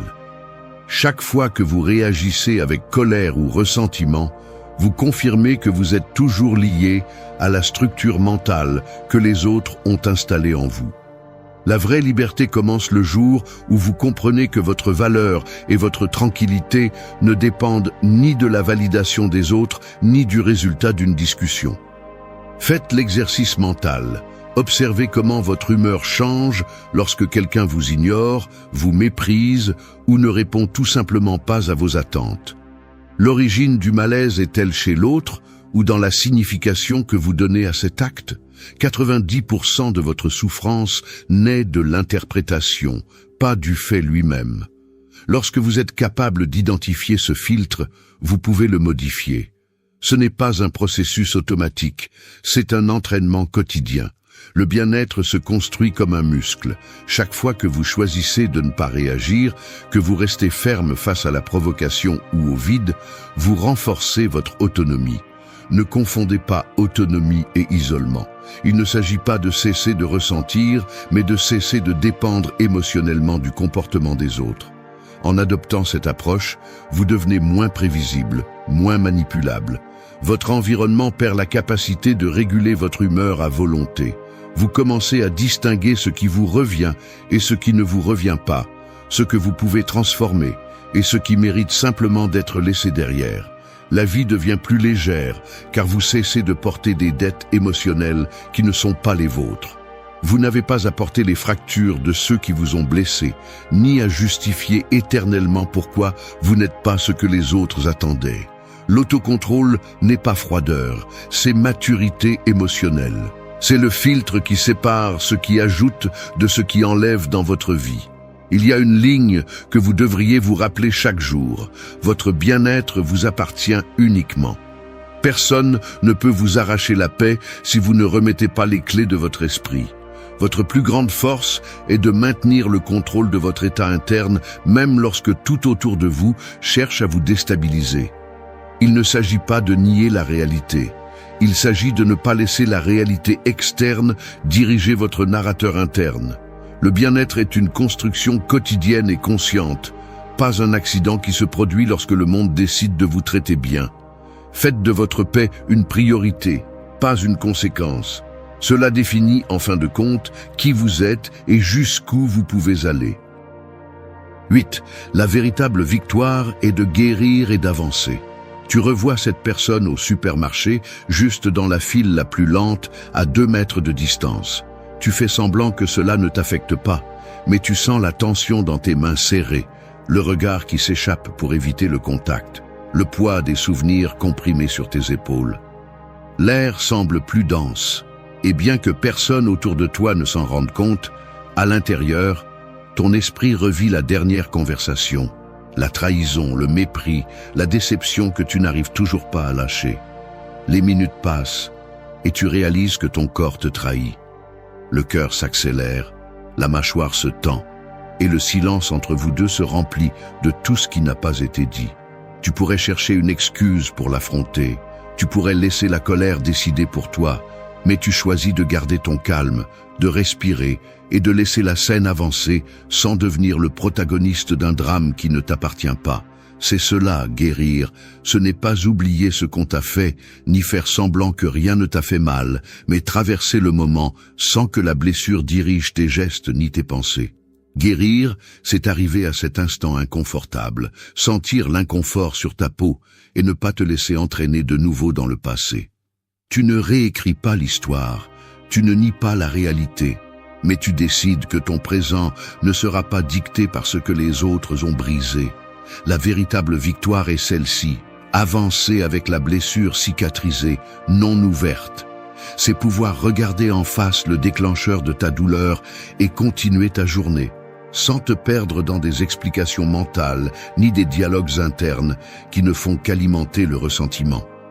C'est un geste petit et silencieux, mais c'est celui qui coûte le plus. Parce que l'instinct te murmure qu'il n'y aura de justice que si l'autre souffre au moins autant que toi, que tu as besoin d'une sorte de réparation, d'une excuse, d'un signe que la balance s'équilibre. Mais la vie te concède rarement cette fermeture parfaite. Le seul contrôle réel est celui que tu exerces sur tes propres réactions. Il y a un détail que la plupart ignorent. La guérison authentique ne se sent pas héroïque, ni spectaculaire. Elle est plutôt discrète, parfois inconfortable, comme quand tu réalises que tu n'as plus besoin de parler du sujet, que l'histoire a perdu de son poids, que la présence de cette personne ne dicte plus ton humeur. Tu cesses de chercher des alliés pour ta version, tu cesses de passer en revue les faits en espérant trouver une fissure par où glisser ta vengeance. L'esprit cesse de fabriquer des scénarios de revanche et commence à investir dans ce que tu as devant toi. Ton travail, tes projets, tes relations exemptes de dettes émotionnelles. Guérir, c'est clore le cycle sans attendre que l'autre le valide. C'est te dire à toi-même « je ne porte plus cela ». Cette phrase, bien que brève, est la déclaration d'indépendance la plus forte que tu puisses faire. L'avancée est visible dans de petits détails, quand tu peux entendre le nom de celui qui t'a blessé sans ressentir cette douleur automatique dans l'estomac, quand tu peux passer par les lieux partagés sans que la nostalgie ne t'entraîne, quand la colère cesse d'occuper le premier plan et cède la place au calme. Il ne s'agit pas de nier la mémoire, mais de lui retirer le pouvoir de définir ton état actuel. Guérir et avancer, c'est en essence recommencer à investir ton énergie dans le présent, dans ce qui compte, dans ce qui te construit. C'est cesser de chercher à gagner contre celui qui t'a fait du mal et commencer à gagner dans ta propre vie. Le plus grand triomphe est celui-ci, qu'il n'ait plus d'influence sur tes émotions, que ta journée ne dépende pas de gestes extérieurs ni de batailles mentales que toi seul peux arrêter. Guérir n'est pas oublier, c'est lâcher le contrôle du passé. C'est la phrase que tu devrais te rappeler quand l'orgueil demande une revanche. Il n'y a pas de victoire plus grande que de pouvoir marcher la tête haute, sans chaînes invisibles, sans avoir besoin de prouver quoi que ce soit à quiconque. La croissance personnelle est la destination finale de toute douleur bien gérée. Avance, même si c'est difficile. La véritable vengeance est que ta vie continue, en paix, tandis que le passé reste derrière. Fais de ta guérison la réponse la plus forte. Ton bien-être est la seule véritable récompense. Merci d'être resté jusqu'à la fin de la vidéo. Si vous avez tout vu, commentez « Je suis stoïcien » comme notre signe secret, indiquant que vous êtes un véritable apprenant du stoïcisme. N'oubliez pas de vous abonner et de liker la vidéo si elle vous a plu. Rendez-vous dans la prochaine vidéo et rappelez-vous, continuez à cultiver votre esprit stoïque. Ce n'est pas un hasard si, à la fin de la journée, le poids sur la poitrine est plus réel que n'importe quel problème que tu as réellement affronté. L'esprit a un talent pervers. Il fabrique des menaces, exagère des scénarios et te convainc que tu ne survis que si tu contrôles tout, si tu anticipes chaque désastre, si tu corriges chaque erreur avant même qu'elle n'existe. Vivre ainsi n'est pas vivre. C'est être kidnappé par tes propres mécanismes mentaux. Parfois, l'anxiété fonctionne comme un gardien obsessionnel, exigeant toujours plus de vigilance, plus de perfection, plus de force. Mais la vérité est celle-ci. La plupart des peurs ne se concrétisent jamais.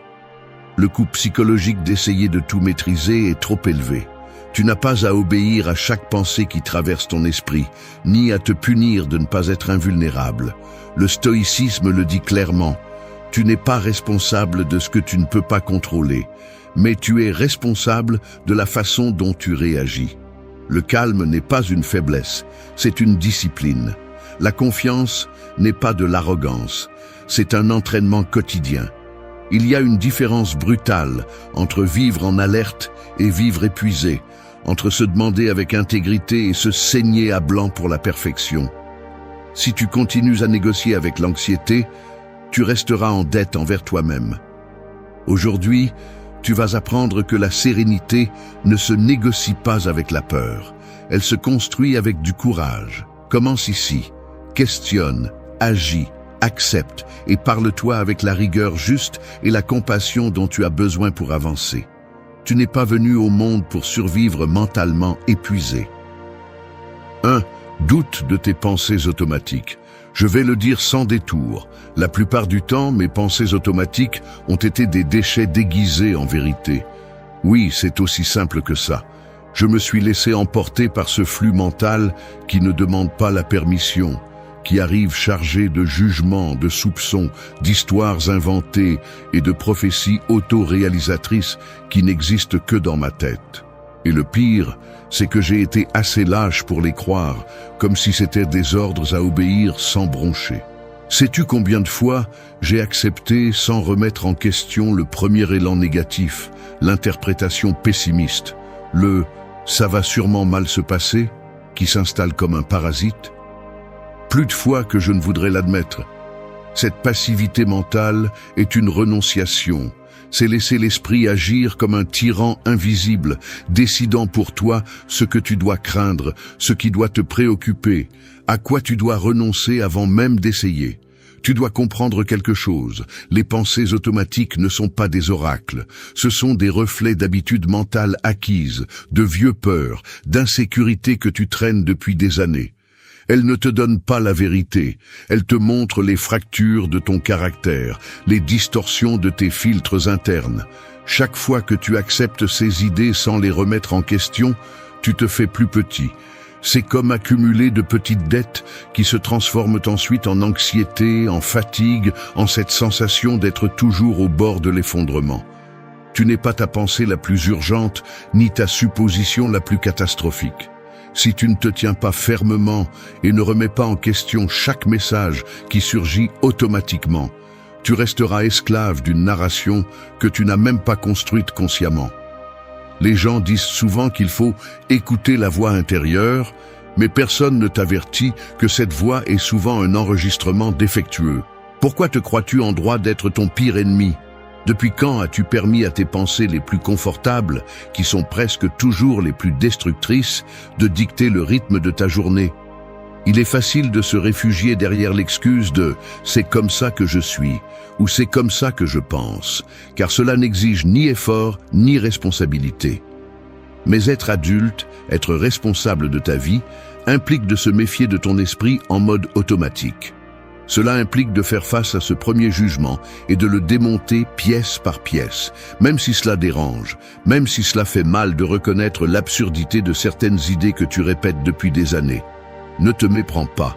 Douter de tes pensées n'est pas une faiblesse, c'est une force. C'est la décision de ne pas avaler n'importe quelle ordure mentale juste parce qu'elles viennent t'envelopper dans la voie de ta conscience. Le véritable entraînement mental n'est pas de mémoriser des phrases positives, mais de détecter quand ton esprit te manipule, quand la peur se déguise en prudence ou le pessimisme en réalisme. La prochaine fois que surgit cette pensée automatique, cela va mal se passer, je ne suis pas assez, tout est hors de contrôle, arrête-toi. Demande-toi d'où cela vient, à qui cela sert, quelle dette émotionnelle cela te réclame. Ne crois pas à des histoires bon marché qui ne font que perpétuer ton anxiété.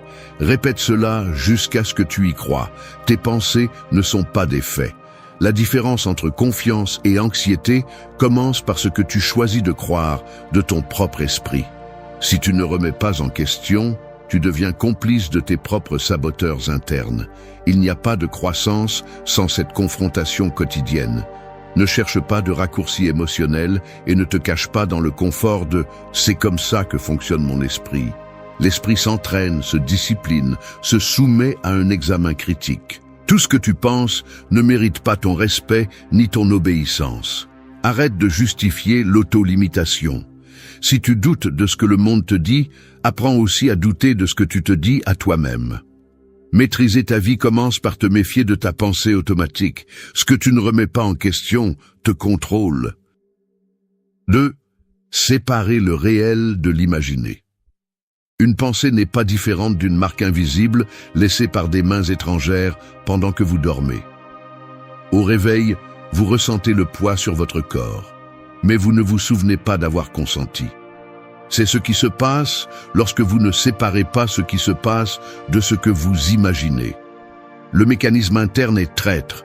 Votre esprit, avec la précision d'un horloger, assemble des pièces qui n'ont jamais existé, mélange des faits avec des suppositions et vous livre une version altérée de la réalité, une sorte de dette émotionnelle que vous payez sans savoir pourquoi. J'ai appris à distinguer ce moment exact où un soupçon commence à se vêtir de certitude, et comment, si je ne l'arrête pas, il se transforme en anxiété. Le danger réel n'est jamais aussi grand que la catastrophe que ma tête fabrique en 5 minutes de préoccupation. La différence entre ce qui est et ce que vous craignez qu'il soit peut sembler un détail, mais en pratique, c'est un abîme. L'un vous oblige à agir et l'autre vous paralyse. Il y a une habitude inutile que nous répétons, anticiper des malheurs, enchaîner des hypothèses, donner vie à des scénarios qui n'existent que dans notre imagination. Cette habitude est addictive. Elle vous fait sentir que vous avez le contrôle à l'avance, mais ce que vous contrôlez, c'est l'usure de votre énergie et l'érosion de votre confiance. Lorsque vous ne séparez pas le réel de l'imaginé, vous devenez l'otage de vos propres projections. J'ai remarqué que lorsque je me permets d'entrer dans ce cycle, lorsque j'accepte sans filtre ce que l'esprit me propose, mon corps réagit avec tension, mon humeur s'éteint et ma capacité à prendre des décisions est réduite de moitié. C'est comme si chaque pensée inventée avait un coût physique réel. La peur anticipée, même si elle est mensongère, épuise autant que la peur véritable. L'esprit ne distingue pas entre ce qui se passe et ce qu'il invente, mais vous avez l'obligation de le faire. Ce qui est le plus difficile à admettre, c'est que beaucoup de la souffrance que je porte ne vient pas des faits, mais de la façon dont je les interprète. Il y a des jours où je me surprends à répéter de vieilles histoires, à attribuer des intentions aux autres, à lire des signaux, là où il n'y a que du silence. C'est vivre dans la fiction, et le prix est élevé. Anxiété, insomnie, apathie. Combien de fois avez-vous renoncé à quelque chose à cause d'une peur qui n'existait que dans votre tête? Séparer le réel de l'imaginé est un exercice d'honnêteté brutale. Vous devez vous demander, que se passe-t-il vraiment? Quelles preuves ai-je? Quelle partie de cela est une hypothèse déguisée en certitude? Si la réponse est que vous ne le savez pas, alors ne le transformez pas en loi. Une phrase que je ne me lasse pas de répéter: tout ce que vous pensez ne mérite pas votre obéissance. L'entraînement est quotidien. Il nécessite de la volonté pour s'arrêter avant de réagir, de la discipline pour ne pas alimenter les histoires que votre esprit invente, de l'humilité pour accepter que vous ne savez pas tout. Il ne s'agit pas de nier l'incertitude, mais de vivre avec elle sans la remplir de monstres imaginaires. Lorsque vous parvenez à séparer ce qui se passe réellement de ce que votre esprit craint, vous retrouvez de l'air, de la clarté, de l'espace intérieur. C'est là que vous pouvez décider calmement, où l'anxiété perd de son pouvoir. Le calme n'est pas ignorer le danger, c'est reconnaître quelle partie de ce danger est réelle et quelle partie n'est qu'une ombre projetée par votre fatigue ou votre insécurité. Ne laissez pas votre esprit vous enfermer dans une cellule d'invention. Le réel est suffisant. L'imaginer, la plupart du temps, n'est qu'un fardeau inutile. La sérénité naît lorsque vous devenez expert dans cette distinction. Votre paix commence parce que vous décidez de ne pas croire. 3. Choisis d'agir, pas de contrôler. Contrôler tout est une illusion dangereuse. Tu peux seulement choisir d'agir ou de rester immobile. Si tu analyses la racine de l'anxiété, elle se nourrit presque toujours de la tentative constante de manipuler des variables hors de ton contrôle. Le contrôle absolu est une fantaisie qui consomme énergie, temps et confiance en soi. Vouloir anticiper chaque mouvement, forcer les résultats ou garantir que rien ne se passe mal est la recette la plus directe pour la frustration. Le mécanisme est simple, ton esprit identifie une menace, réelle ou inventée, et active l'impulsion d'intervenir dans tout, croyant ainsi éviter l'erreur, la douleur ou la perte. Mais cette logique te enferme dans une cage d'attente impossible, où chaque échec, chaque surprise, chaque changement inattendu est vécu comme une défaite personnelle. C'est épuisant, cela épuise la volonté et transforme la vie en une séquence de déceptions sans fin. Ce qui dépend vraiment de toi, c'est l'action, pas le dénouement. Tu peux préparer, décider, t'adapter, mais tu ne peux jamais garantir le résultat final. La différence est abyssale. Celui qui s'obsède avec le contrôle vit accroché à chaque détail, piégé dans un cycle de révision et de correction permanente, incapable de profiter du processus car il hypothèque toute sa paix au résultat. En revanche, celui qui choisit d'agir sans s'accrocher à la nécessité de tout contrôler apprend à tolérer l'incertitude et à retrouver le contrôle réel, celui de son intention, de son effort et de sa réponse face à l'inattendu. Agir ne signifie pas se résigner ni être passif, cela signifie assumer la responsabilité de ta part et lâcher ce qui n'a jamais été entre tes mains. La vie ne te demande pas la perfection, elle te demande de la constance. De petites actions honnêtes, répétées chaque jour, ont plus de pouvoir que 1000 tentatives désespérées d'assurer l'inassurable. Le désir de contrôle naît de la peur. Peur de perdre, de se tromper, de se montrer vulnérable. Mais contrôler est l'opposé de faire confiance. Il n'y a pas de confiance en soi si toute la valeur intérieure dépend de ce que les choses se déroulent selon ton scénario mental. Le contrôle est une armure qui ne te protège pas, elle t'isole seulement. Elle te éloigne de l'expérience réelle et des autres, car elle te fait voir des menaces là où il y a des opportunités d'apprendre. Chaque fois que tu choisis de contrôler, tu rejettes le flux naturel de la vie et tu te positionnes en guerre avec la réalité. Mais quand tu choisis d'agir, même avec incertitude, tu renonces à cette guerre inutile et tu t'ouvres à l'apprentissage qui vient avec chaque essai. C'est ici que la philosophie stoïque devient pratique. Il ne s'agit pas de se résigner ni d'accepter n'importe quoi, mais de distinguer avec une brutalité honnête entre ce que tu peux modifier et ce que tu ne peux que traverser. Agir, c'est investir ton énergie dans ce qui compte vraiment, ce qui dépend de ta volonté et de ton caractère. Contrôler, c'est dilapider cette énergie dans des scénarios fictifs qui n'augmentent que ta fatigue et ta frustration. Il ne s'agit pas d'ignorer tes responsabilités ni de laisser tout au hasard. Il s'agit d'accepter que l'incertitude fait partie du marché et que la seule façon de la traverser avec dignité est de décider comment tu vas répondre, pas comment tu vas prédire l'avenir. Celui qui s'entraîne dans cette distinction gagne la liberté intérieure. Tu cesses d'être l'otage de l'anxiété et tu commences à percevoir la vie comme un plateau où tu ne choisis pas les pièces, mais où tu choisis chaque mouvement. Ce que tu as de plus précieux, c'est ta capacité à agir, pas à contrôler. Renoncer au contrôle est un acte de courage. Cela te permet de te concentrer sur tes décisions et d'accepter les conséquences, quelles qu'elles soient. Choisis d'agir, même quand il n'y a pas de garantie. Choisis d'investir dans ce que tu peux vraiment transformer. La sérénité naît lorsque tu acceptes que tu ne peux pas contrôler la vie, mais que tu peux contrôler ta réponse. La liberté commence lorsque tu comprends que ton pouvoir s'arrête là où commence la réalité des autres. Décide où tu mets ton énergie. Il n'y a pas de plus grande force que celle de celui qui agit avec confiance en soi et lâche le besoin de tout dominer. 4. Fais de la tranquillité une pratique quotidienne. La tranquillité n'est pas un privilège réservé à ceux qui sont nés sous une bonne étoile. C'est une discipline que tu arraches de force lorsque la réalité te pousse à la limite. Si tu attends que le monde s'arrête pour pouvoir respirer, tu vas te retrouver à court d'air. Regarde-toi quand la journée se complique.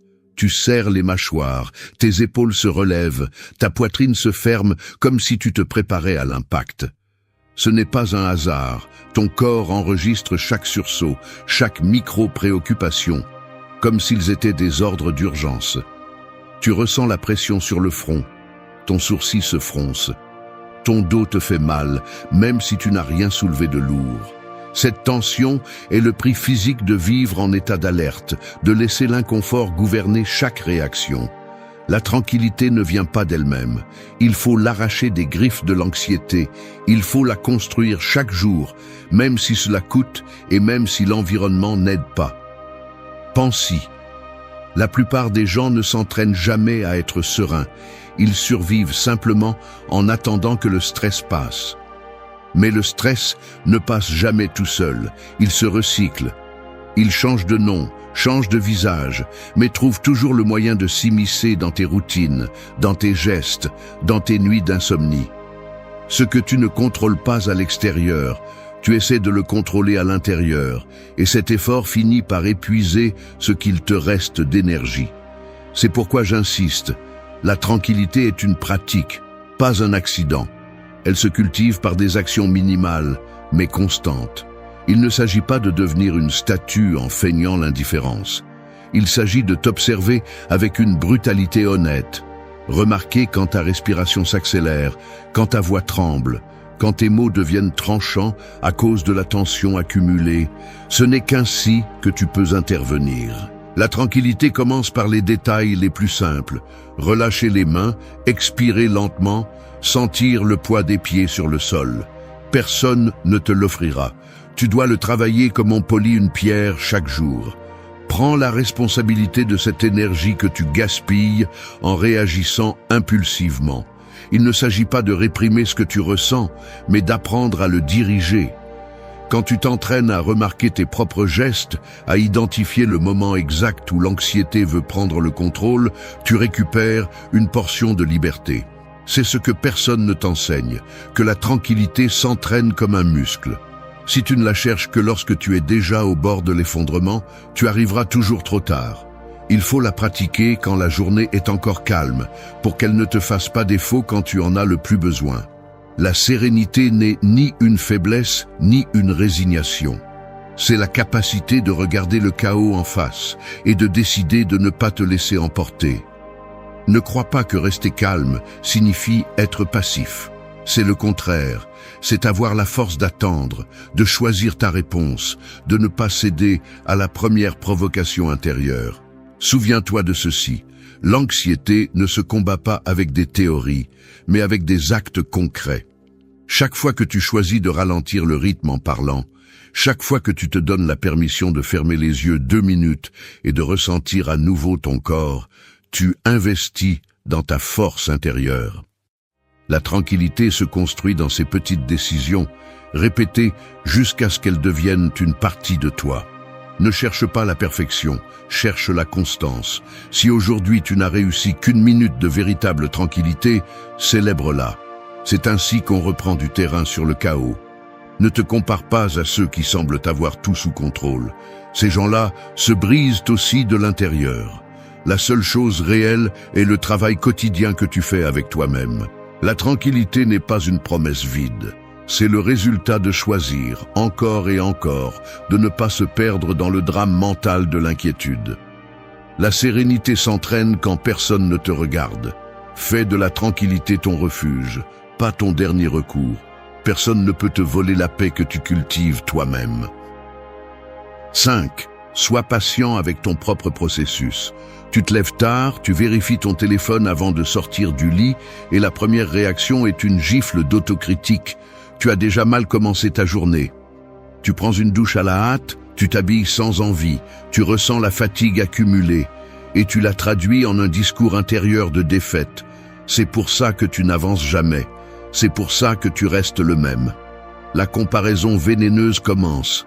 Tu vois d'autres qui semblent avancer sans effort, ceux qui se lèvent tôt, ceux qui suivent des routines parfaites, et tu te flagelles de ne pas être à leur niveau. Tu n'as même pas encore pris ton petit déjeuner, et tu as déjà 5 jugements sur le dos.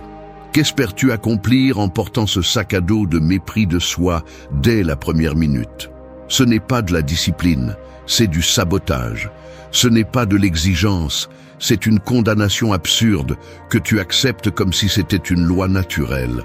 Tu es ton propre bourreau, tu te condamnes pour ne pas être au sommet du processus alors que tu apprends à peine à marcher. Si tu te traitais avec la moitié de la compassion que tu montres à un inconnu, ta vie serait différente. Nous avons l'habitude toxique de vouloir des résultats immédiats et parfaits. Si tu ne remarques pas de changement en 3 jours, tu appelles ça un échec. Si tu répètes une erreur, tu juges que tu n'apprendras jamais.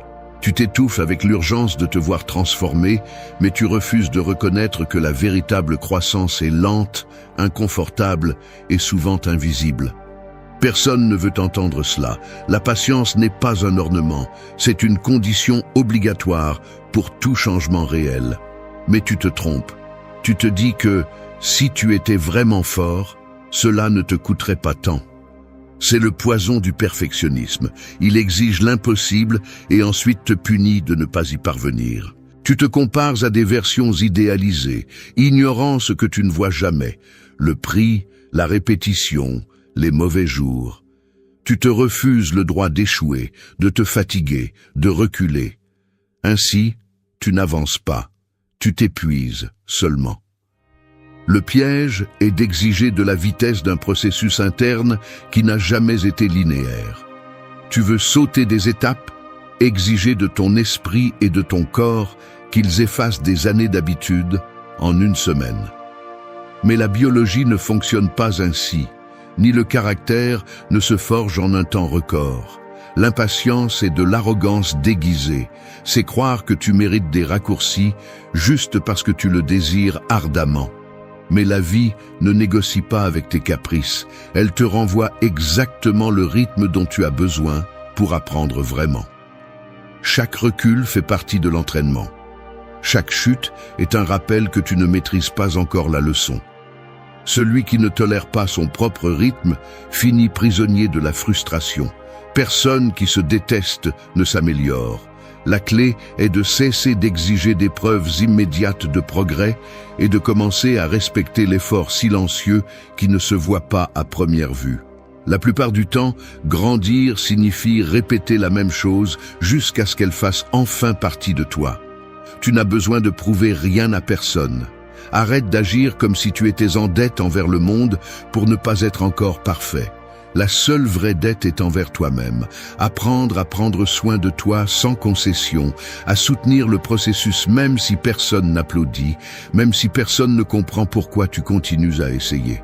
Personne ne va te donner la permission de te reposer, de te tromper, de recommencer. Cette permission, tu dois te l'arracher toi-même, même si cela t'est difficile à admettre. La patience n'est pas de la passivité. C'est un acte de rébellion consciente. Décider d'avancer à ton rythme, défendre ton processus contre la précipitation des autres, faire taire la voix intérieure qui exige des miracles chaque semaine. Je ne suis pas une machine n'est pas une excuse, c'est une vérité que tu dois te tatouer dans la conscience. Chaque jour où tu persistes, même sans éclat, même avec des doutes, compte plus que n'importe quel progrès spectaculaire et fugace. Le changement réel est brutalement lent, mais il reste.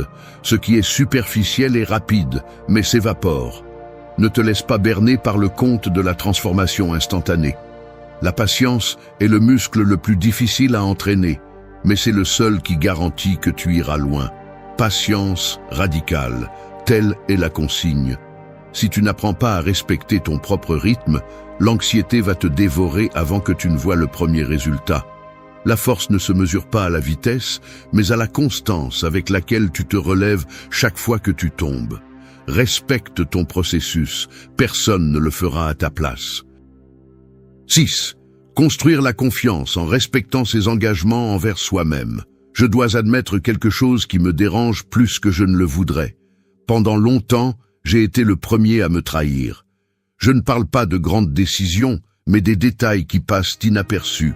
Me promettre qu'aujourd'hui, je vais prendre soin de mon corps et le remettre à demain. Planifier un moment de repos et céder à la culpabilité. Me dire que je vais affronter une peur et finir par me cacher derrière des excuses. Il est facile de se tromper en pensant que la confiance est quelque chose que l'on obtient soudainement, comme un cadeau qui arrive quand on en a le plus besoin. Mais la vérité est beaucoup plus dure. Le manque de confiance ne surgit pas de nulle part. C'est le résultat d'une accumulation silencieuse de petites trahisons personnelles, de promesses non tenues que personne ne voit mais qui pèsent autant qu'une condamnation. Le corps s'en souvient, l'esprit l'enregistre et chaque fois que tu échoues à te respecter, une fissure invisible s'ouvre, une fracture dans la perception que tu as de toi-même. Il n'y a pas de truc ni de phrase motivante qui puisse masquer cette usure interne.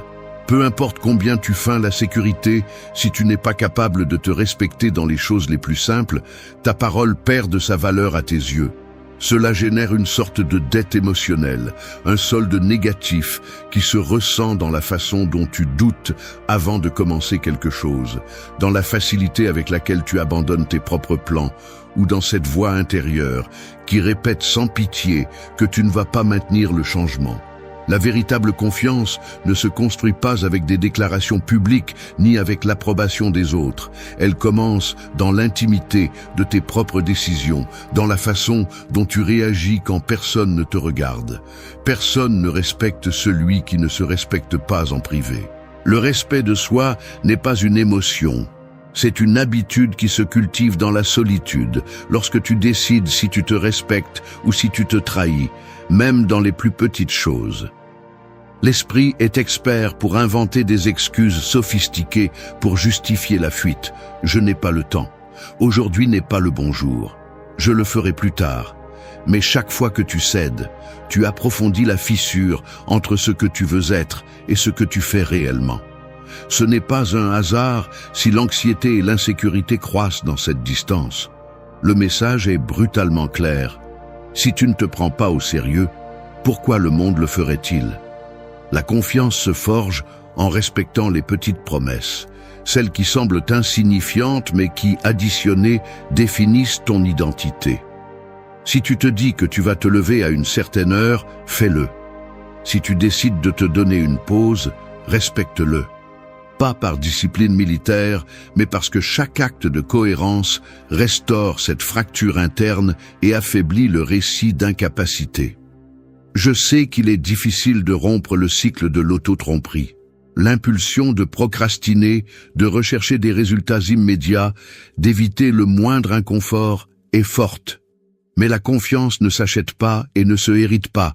Elle se gagne en respectant ses engagements envers soi-même quand c'est difficile, quand personne n'applaudit, quand la seule récompense est la certitude silencieuse que tu as été fidèle à ta parole aujourd'hui. N'attends pas de te sentir confiant avant de commencer. La confiance est la conséquence, pas la condition. Elle grandit dans le terrain inconfortable de la constance, dans l'accumulation de petits actes qui, en se répétant, reconfigurent l'image que tu as de toi. Te respecter est l'acte le plus radical d'autocompassion. Personne ne peut te donner ce pouvoir, seul toi peux le récupérer, une décision à la fois. Si tu cherches une phrase emblématique, que ce soit celle-ci, la confiance, c'est faire ce que tu t'es promis, même si personne ne le remarque. Ou celle-ci, de ce que tu respectes, dépend ce que tu crois de toi. L'estime de soi n'est pas un état d'esprit, c'est un historique d'engagement tenu ou rompu. Il ne s'agit pas d'être parfait, il s'agit de commencer à croire en ta propre parole. C'est là que commence la véritable liberté. Quand tu sais que quoi qu'il arrive, tu peux compter sur toi. Ce n'est pas de la grandiloquence, ni de l'auto-assistance bon marché. C'est le fondement de toute transformation réelle. Te respecter, c'est te respecter. Tout le reste n'est que bruit. 7. Parle-toi avec respect et clarté. Te parler mal, c'est comme écrire des ordres confus dans un manuel que seul toi vas lire. Chaque phrase ambiguë, chaque insulte déguisée en autocritique devient une instruction défectueuse que ton esprit essaie d'exécuter à l'aveugle. Cette accumulation de messages contradictoires, d'exigences impossibles et de mépris subtils érode la clarté avec laquelle tu te comprends et la direction avec laquelle tu agis. L'esprit a besoin de cartes claires pour ne pas se perdre. Si le seul langage interne que tu maîtrises est l'accusation, le sarcasme ou la confusion, tu finis par naviguer en cercle, doutant de chaque décision et répétant des erreurs par pure désorientation. Le respect dans le dialogue interne n'est pas un acte d'auto-assistance superficielle, c'est la base pour penser avec précision et répondre solidement à toute situation. Si ta voix intérieure est un mélange d'ordre vague et de reproches, quel genre d'instruction donnes-tu à ta volonté? La cause de cette distorsion est évidente. Tu as appris à te parler comme on t'a parlé ou comme tu as vu d'autres se parler. Tu t'es habitué au langage de l'exigence sans nuance, de la comparaison constante, de la déqualification gratuite. Personne ne t'a appris que la clarté et le respect dans le dialogue interne sont des outils stratégiques, pas des ornements. Quand tu te parles avec des phrases vagues comme « tu ne sers à rien » ou « tu as encore fait une erreur », ton esprit se confronte à un nuage de culpabilité sans solution concrète. Cette imprécision ne fait que multiplier l'anxiété et te maintient attaché à un sentiment d'échec indéfini. Te parler avec respect n'est pas simplement éviter les insultes, c'est apprendre à identifier exactement ce qui s'est passé, ce que tu peux améliorer et comment tu vas essayer à nouveau sans te détruire dans le processus. La pensée claire commence par des mots clairs. Le respect de soi commence par des instructions explicites, pas par des punitions floues. La conséquence la plus directe d'un dialogue interne toxique est l'érosion de la confiance et la paralysie de l'action. Plus tu te parles comme un ennemi, plus il sera difficile de prendre des décisions, de maintenir la constance ou de demander de l'aide quand tu en as vraiment besoin. Le mépris intérieur génère une résistance passive. Tu commences à te saboter, à éviter l'effort, parce que tu anticipes la punition avant même d'essayer. En revanche, une voix intérieure respectueuse et directe est comme avoir un partenaire qui ne te ment pas. Elle te signale les erreurs, mais ne te les frotte pas au visage. Elle exige de toi, mais te montre le chemin pour y parvenir. La clarté dans le dialogue interne élimine la brume émotionnelle et te permet de concentrer ton énergie sur la résolution, pas sur l'autocompassion ou l'autopunition. Il est important de comprendre que le respect et la clarté dans le dialogue interne ne signifient pas adoucir la réalité, ni te protéger de tout inconfort. Au contraire, cela implique d'affronter les faits tels qu'ils sont, mais avec un langage qui te permet d'avancer. Te parler avec respect, c'est reconnaître tes limites sans les transformer en condamnation. C'est te donner la permission d'échouer, mais aussi t'exiger d'apprendre de chaque erreur. L'esprit s'entraîne avec la discipline de la précision. Une instruction claire, une évaluation juste, une autocritique qui ne humilie pas, sont les outils qui construisent une résilience réelle. Te parler avec respect, c'est investir dans ta force. Il n'y a pas de plus grand sabotage que le langage confus ou cruel dirigé vers soi-même. La décision stratégique est de revoir chaque phrase que tu te répètes quand quelque chose ne se passe pas comme tu l'espérais. Es-tu spécifique ou te lances-tu dans des généralisations qui te font sombrer? Cherches-tu des solutions ou te complais-tu simplement dans la punition? Le changement commence au moment exact où tu t'obliges à concrétiser le problème et le pas suivant, au lieu de rester piégé dans l'autodénigrement. L'esprit, tout comme le corps, répond à la qualité des instructions. Si le message est clair et respectueux, il exécute avec plus d'efficacité. S'il est ambigu et hostile, il s'épuise et se replie. Ne te parle pas comme à un ennemi. La clarté et le respect dans ton langage interne sont les fondations de toute transformation. Le reste, un simple bruit qui t'empêche d'avancer. 8. Reconnaître et respecter tes limites physiques. Le corps est une limite, pas une suggestion. Il suffit de regarder les mains tremblantes à la fin d'une journée trop longue, la douleur sourde dans le dos après des heures à forcer la posture, le regard flou devant un écran qui ne distingue plus les mots. Voici l'avertissement. La chair parle avant que l'esprit n'accepte la défaite. On nous a éduqués à ignorer ces signaux, à répondre à chaque fatigue par une dose supplémentaire d'exigence, comme si la fatigue était un manquement moral et non un message biologique.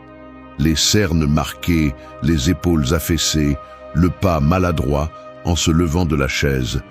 Tout cela sont des données concrètes que l'esprit veut transformer en obstacles mineurs, alors qu'en réalité, ce sont le point de rupture que tu ne peux pas te permettre de mépriser. Ignorer les limites physiques est une forme lente d'auto-traduction, une dette de respect que tu finis par payer sous forme de maladie, d'irritabilité ou de ce sentiment de vide, même après avoir accompli chaque tâche. Il y a des gestes minimaux qui en disent long. Le bâillement retenu, la respiration saccadée, l'estomac noué après une journée sans pause. Tu n'as pas besoin d'un diagnostic compliqué pour savoir quand tu es saturé, mais on t'a entraîné à douter de chaque alarme interne et à avancer même lorsque le corps proteste. Le résultat est prévisible. Tu deviens moins efficace, plus vulnérable, et ta capacité à prendre des décisions chute en flèche. Croire que le soin de soi est une faiblesse est un mensonge dangereux. Respecter tes limites physiques est un acte d'intelligence brutale. L'esprit anxieux veut te convaincre que tu peux en faire plus, que te reposer est une perte de temps, mais le prix de cette arrogance est l'épuisement, qui ne se récupère pas en une nuit. La fatigue accumulée se transforme en irritabilité, en oubli, en une chaîne de petites erreurs que tu te reproches ensuite avec fureur. Le corps n'oublie pas les fois où tu l'as forcé au-delà de ses limites, et la facture arrive, toujours. Observe les détails, la façon dont tu t'assois, le geste avec lequel tu te frottes le front, le rythme de ta respiration lorsque tu t'arrêtes un instant. Là se trouve la vérité physique que l'esprit rationalise et repousse. Reconnaître la fatigue n'est pas se résigner, c'est prévenir une fracture plus grande. Les limites ne sont pas des ennemis de la discipline, elles sont la condition pour que tu puisses soutenir tout processus à long terme. Le repos fait partie de l'entraînement. Cette phrase ne faillit jamais. Vouloir ignorer le corps, c'est saboter l'esprit, car tu ne penses clairement que lorsque la machine physique est en état de répondre. Chaque fois que tu te refuses une pause, chaque fois que tu méprises la douleur ou l'épuisement, tu renforces l'idée que tu ne vaux que si tu te presses. Mais le véritable stoïcisme ne te demande pas de résister jusqu'à te briser. Il exige de l'honnêteté pour voir quand la persévérance devient cécité. Ne confonds pas résistance et stupidité. Le corps te marque le tempo, tout comme le métronome à un musicien. Si tu l'ignores, tu finis par désaccorder tout ce que tu fais. L'acte de s'arrêter, de respirer profondément, de s'étirer 5 minutes est une déclaration de respect de soi. C'est la ligne qui sépare l'effort intelligent du sacrifice inutile. Prendre soin du corps, c'est prendre soin de l'esprit. Il n'existe aucun accomplissement qui justifie ton épuisement permanent. Personne ne va te remettre une médaille pour être arrivé à l'effondrement. Et si tu le fais, le prix, c'est toi qui le paies, pas le monde. Prends la responsabilité de ton énergie physique comme tu le ferais avec l'argent que tu dépenses. Ce n'est pas infini. Et ce que tu gaspilles aujourd'hui, il te manquera demain. Entraîne-toi à écouter les signaux corporels avec le même sérieux que tu écouterais une alarme incendie. Te reposer, bien te nourrir, bouger, sont des actes de rébellion consciente dans une culture qui glorifie l'épuisement. La limite physique n'est pas une condamnation, c'est un rappel que tu es humain. La respecter est la base de toute confiance réelle. Tout le reste est une fiction dangereuse.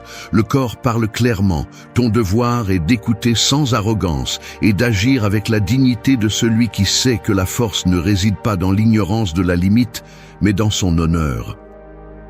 Merci d'être resté jusqu'à la fin de la vidéo. Si vous avez tout vu, commentez « Je suis stoïcien » comme notre signe secret, indiquant que vous êtes un véritable apprenant du stoïcisme. N'oubliez pas de vous abonner et de liker la vidéo si elle vous a plu. Rendez-vous dans la prochaine vidéo et rappelez-vous, continuez à cultiver votre esprit stoïque.